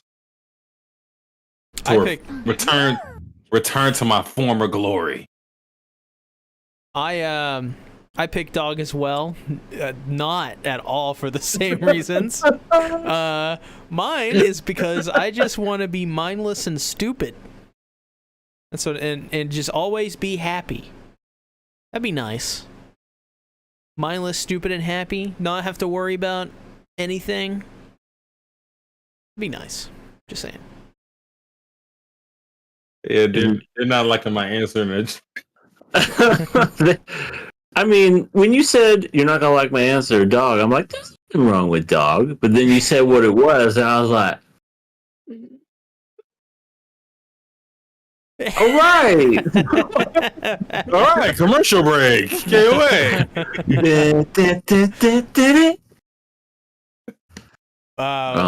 Is it true though, Satsuki? You watched that dog anime?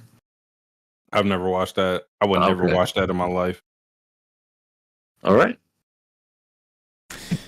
Next question. What live action movie / TV show would you like to be adapted to anime? What studio would animate it? We get this question every now and again. It's nice to get. So it's not an anime to live action. It's basically what would you like turned into an anime or I have to think about that one.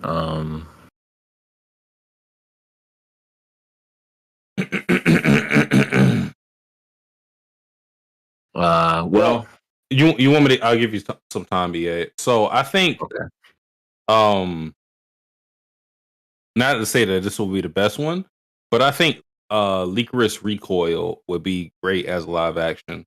You know, it's kind of set in reality in that it's just, it's a little out there with how the gun thing is done, but it's not as if we haven't seen that before with movies like Wanted, for example. Yeah, I think it would. I think it would actually do well if it was. Well, oh, no, I mean, I think it draws a lot of. I think it's the other way around. Really? It's live action Yeah, to it's anime. what live action movie / TV show would you like to be adapted into an anime, and what studio would animate it? Oh, I got mine. action. Okay, never mind. I need the time to think. Yeah, I got mine. Mine would be Jurassic Park. Oh, that's I a would good love one. to see that as an anime, the way that they do the dinosaurs and Yeah. the T-Rex, that famous scene that I love. It's one of my favorite movies of all time. Oh And no. the studio to animate it, Oh no. We're being spammed by is Vum? by Is Vum back? I don't even know what that White Knight XO. What the hell? I don't know. We're getting spammed. It's that other channel. Yeah, since he's returned, the ass honey is back. Ass Honey's turned into whatever the fuck that is. Yeah, Jurassic Park, and I think the studio I would like to see animated would be Bones.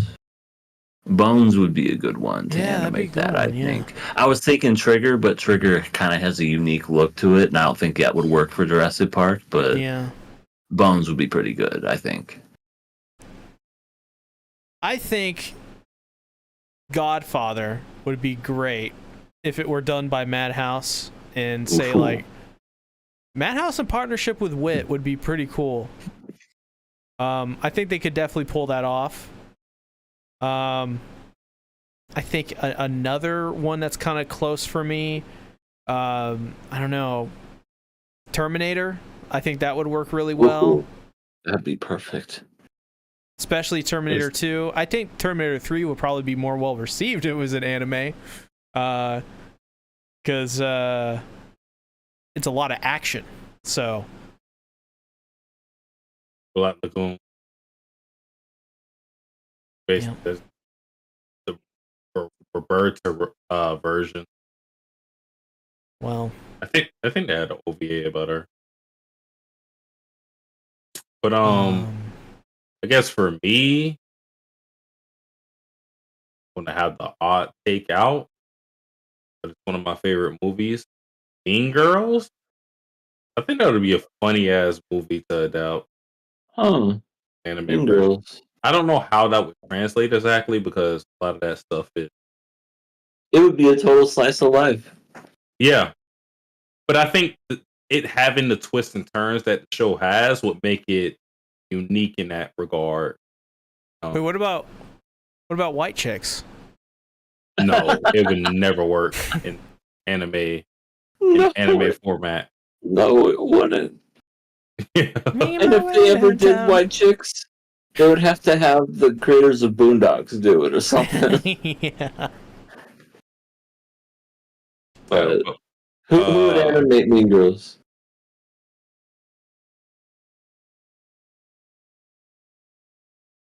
Joe Annie. That would be a good one. I was thinking that or Shaft. That would be pretty good. Yeah.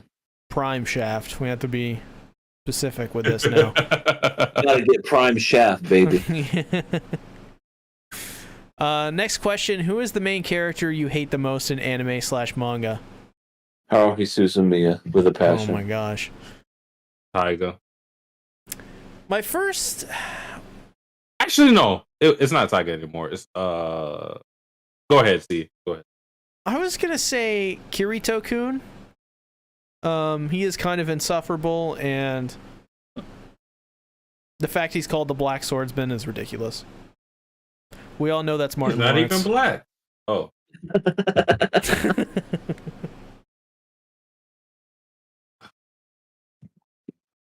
So okay, the question was main character you hate most.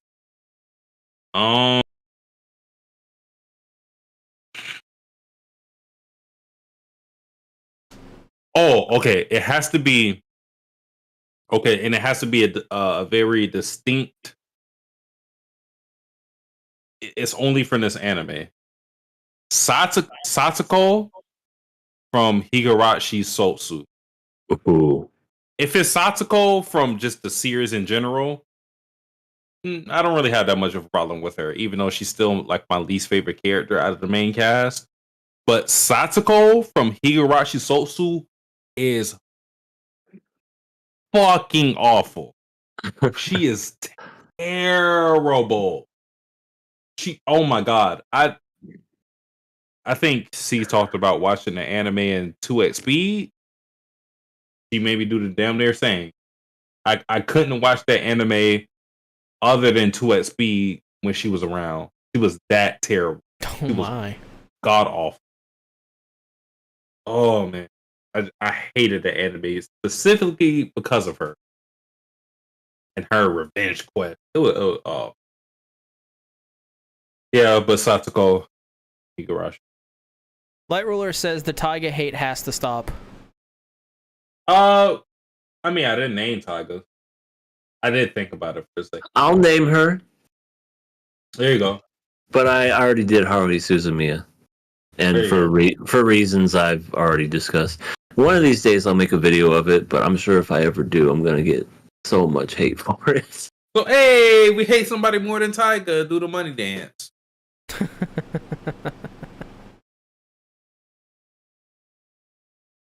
Well, let me get my chibi to do it too. You have a money dance plan? He just probably takes it and moves it. Oh, look at it go. That's hilarious. Next question. You're in a Thor, Finn, and Einar type of situation where you have to be a slave to someone for a year. Which anime character would you want to be your master? I'm thinking Yamai would make it, and this is not me saying this. This is someone, I'm thinking Yamai would make a good master, though. Call a spade a spade. It's like last question. Oh, Light Ruler. How insufferable. So the question is, who would we be a slave to? Who? I don't know. Somebody nice. Yeah, somebody nice. The first person that came to mind was Esdeath, but I don't think she'd be very nice. Toru from Fruits Basket. There you go. Ooh, that's a good one. Let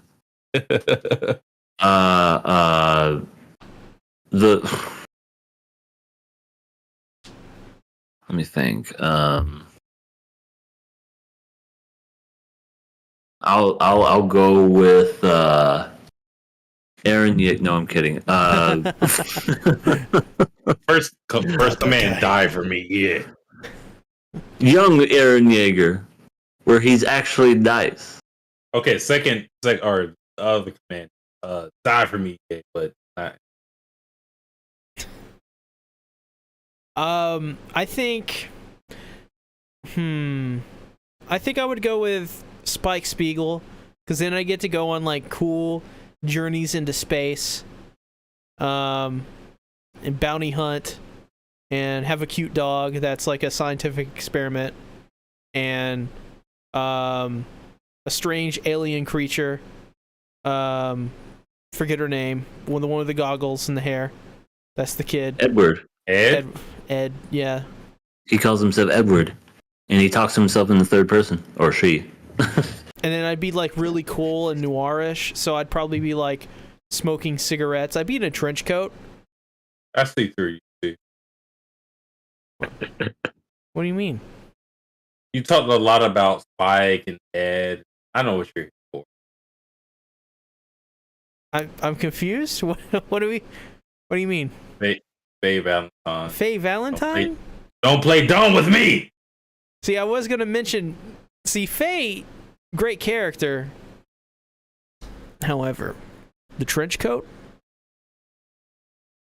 You're gonna say no to the trench coat, Satsuki?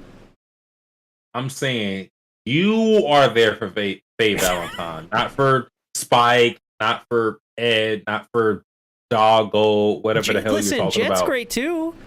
Beef and bell peppers and beef without the beef. Yeah. Shiitake mushrooms. He's like, mushrooms. What else? You got mushrooms and mushrooms. Enjoy. I know why you would want to be on that ship. That's all I'm Jiggle physics. Listen, I don't even know what you're talking about. Faye wouldn't even notice me. You know why? Because of the trench coat. Yeah, sure. Next question. You are a part of a pirate crew. Who would you choose as your captain? Gojo, Luffy, Goku, or would you be the captain yourself? What fuck is the option? Gojo, Luffy, Gojo, Goku. Luffy, or Goku. Or would you make yourself the captain? Oh my god, terrible option. What'd you say? These are terrible options. So like, okay. I go with Luffy. He seems like a good captain.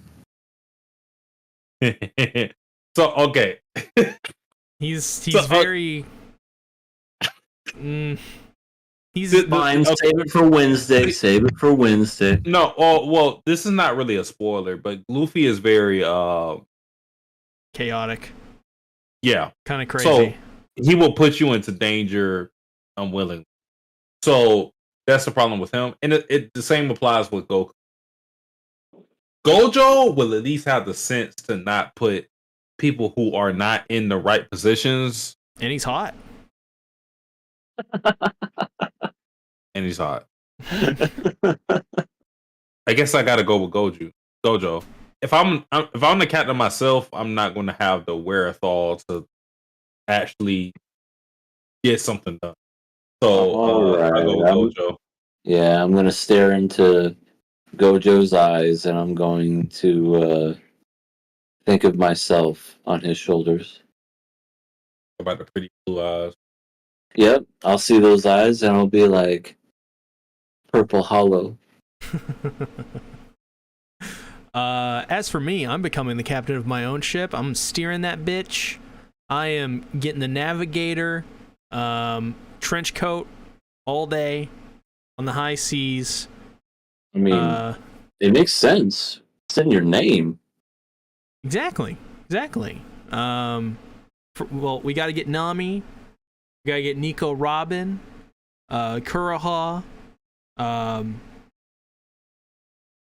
Vivi. Just name all the girls. Boa Sabalina, Hancock. come on. Sabalina, you know, my daughter, right? Leads, right hand man. Oh, Hancock, you shouldn't even know who that is yet. I played Jump Force.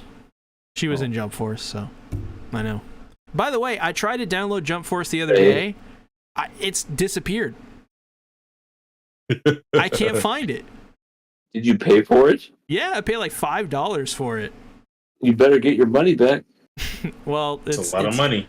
It's unlisted now. You can't even purchase the game anymore. So wait, but you should still be able to have it, even though you can't buy it. Yeah, I don't know. You bought it. I even looked up my purchase history. It wasn't even in there. But I have I have achievements for it too. Are you sure you didn't rent it on Game Pass or whatever? Well, see, it may have been like a 2-day free play weekend thing, but I'm pretty sure I bought it. You were like, I got to pick Boa every time. Actually, I didn't know who I didn't even know any of the characters who were in One Piece besides, like, I think it was Luffy and Zoro and Sanji. I think we're in that. That's the forehead. I mean, I don't know if there was any other characters. I know there's Boa. There may have been Nico Robin. Yeah, how do you feel about Boa Hancock's forehead? Honestly, I haven't seen the character design enough. Oh, really? Okay. Yeah, like I just know she seems like. Is it not a 4-head but a 5-head? Well, she seems has a tremendous forehead. Can you land an airplane off it? Yes. You can put the aircraft carrier on it. You could watch a whole movie and never get bored. Just tell her not to move. She's touted as the most beautiful woman, which I love her personally, but there's definitely some debate there. I need to see a picture, please. For reference. My friend Adorburb really loves Boa, and as well Carrot. Ew. I saw a carrot the other day. I didn't know what that was till last night. Okay, that was supposed to happen. Yay. Let's Don't let's click see. that. No, I want to see. Oh man, whatever it was is gone now. I hope you're happy. I didn't do anything. Well, show me the other thing you were gonna I, say. I got you. I got you. I got you. Here it is, right here. Boa Hancock. Forehead's not that big. Mm. I mean, but she is gorgeous. I think They will- my friend Adorburb ships Boa and Luffy. Oh. So I don't know anything about her though. I just know she wears a dress and has long black hair. This is cool. And her waist is non-existent. Just One Piece characters for you. Honestly, isn't that all One Piece characters? Pretty They're much. They're all hourglass figures. Anyways, next question. Last question. Which of these three characters would you rather sit next to through an entire year in college? Taiga, Aqua, or Hana? Wait. Aqua, Taiga, and Hana? I'd sit next to Aqua.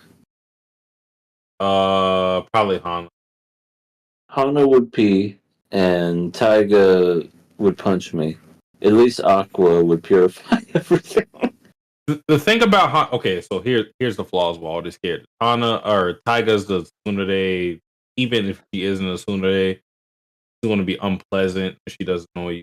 Aqua's going to probably try to scam throughout those years. Hana is relatively normal unless you're Kyoshi. Because here's the thing that we got to say about Hana. The whole peeing on people thing only applies to Kyoshi. Only him. With just one person? Yeah, because the whole thing is because her whole thing of wanting to do that is because you peed on me, so I need to repay you back by peeing on you. Wait, he peed on her? Yeah, he did. Was this... do I even want to know? No, it was season 1. It happened... I never watched Prison School. Oh, well, yeah, it happened in prison school. He peed on her in one How do incident. you do that? How do you pee on someone by accident? You don't understand the prison school experience, it seems. Apparently not. What did he do? Piss off a balcony and she was just sunbathing or something? It's a coincidence. He didn't try to do it. I mean, no, listen. How do you accidentally do that, though? You don't just walk into the girl's bathroom and go, hey, what's up? And then just start peeing. But see, the problem is that he didn't walk into the girl's bathroom. Hana walked into the boys' bathroom, in which and then she got away. There was an incident in which Kyoshi had the urge to pee. All right, you normally do when you go into the boys' bathroom. This is true. And as he has the urge to piss, Hana goes to go see his cop. Wait, this happens. Why? This happens because of a previous incident in which he's seen Hana's as he calls it, her Medusa. It's her Medusa because when he sees it, he turns into stone. He gets rock hard, turns into stone. Yes, so understand. Because he's seen her Medusa, she's trying to see his thing. So in her pursuit in trying to see his thing, she catches him in the wrong moment in which he has the urge to piss. She goes to force the situation and goes to pull down the zipper, and in that moment, his urge to piss overtakes all his bodily functions, and it erupts. She gets pissed on. She forever holds a resentment over that incident and being pissed on and wants to return the favor to Kyoshi. And throughout the series, from maybe chapter 60 onwards, tries to piss on him. Wow. That is the basis of Hana's gripe and her conflict with Kyoshi throughout the series, trying to piss on him. So she actually isn't that bad in comparison to Aqua and Taiga. Like I said, Aqua is going to try to scam you. Taiga's probably going to beat on you or yell at you, whatever it may be. Hana is relatively normal in comparison to those two. It's that she has a focused vendetta directed towards Kyoshi because of the incident of her being pissed on. Okay. Hana.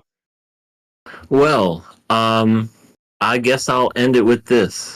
I guess it's better to be pissed off than pissed on. True. I'm disappointed at whatever the hell just happened. EA, EA, where can they find you? Well, hey there, happy folks. It is your boy, Everything Animated. You can find me over at my channel where we talk about Rent a Girlfriend and we talked about episodes 4 through 6 this past couple of days. We have a backlog, you can watch it, of 1 through 6. This coming Saturday, we're going to be talking about 7 through 9, and then next week it'll be 9 through 12, and we'll finish the series. Then after that, I'll be doing some more stuff. I was on the most recent episode. Thanks for inviting me on, EA. Of course. Yeah, I did not watch any of the other episodes because EA told me not to, and it basically didn't matter. It was hilarious. Good stuff. Definitely check that out. I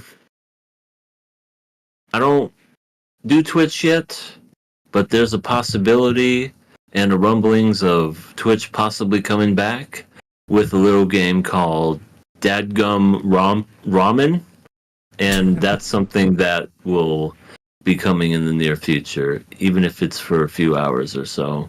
It's going to be interesting to play because I know nothing about this ramen. Dadgummit. So we're going to play it, and it's going to be fun. I hope. But yeah, tune in this Saturday for that, and yeah, you can catch me on there. Love you. Oh, yep.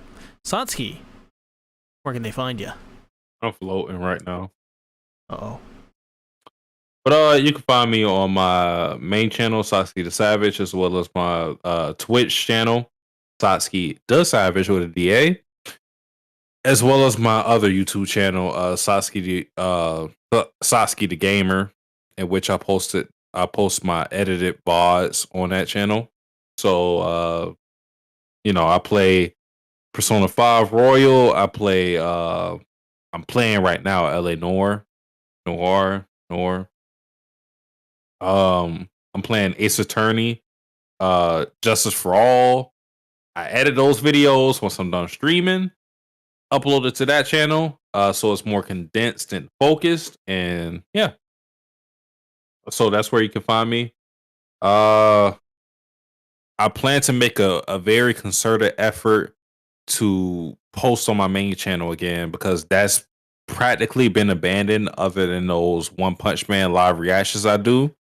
But have a lot of things planned for that, as far as top 5 videos, if anybody has seen those before. More character analysis videos, and just, I don't know, bringing more fun back to the YouTube atmosphere, because I feel like that's kind of been lost in anime manga. So I try to do things my way. But yeah, that's what is to look forward to with my channels. So tune in. Well, as for me, you can find me on the Sea Tactics. This week, today, I just put out a what if video. What would happen if the Warhammer Titan attacked Paradis in the first episode of AOT? It's pretty well received, which I'm honestly very surprised by, but I appreciate it, definitely. This week, besides that, we're going to put out a video on, the new JJK episode this week, and maybe something extra. maybe something extra. You'll see when you know what's up. And as well, for the Bito channel, this it's my second channel. I cover Chainsaw Man there every time a new chapter drops, and tomorrow a new chapter is dropping. So if you haven't already, definitely go check that out. Show some love and support for the Bento channel, especially if you like Chainsaw Man. If you don't, I mean, obviously, don't check it out. But also join KOA Plus for $1. What's just $1? And you know what? You're gonna get some content here soon. Some really good content. You definitely don't want to miss out. And as well, follow us on Twitter at King of Anime Pod. But with that all out of the way, thanks everyone for watching. I'm hungry. I'm exhausted. I cree. I got some peace right away from you. Have a good night, y'all. Good night. Later.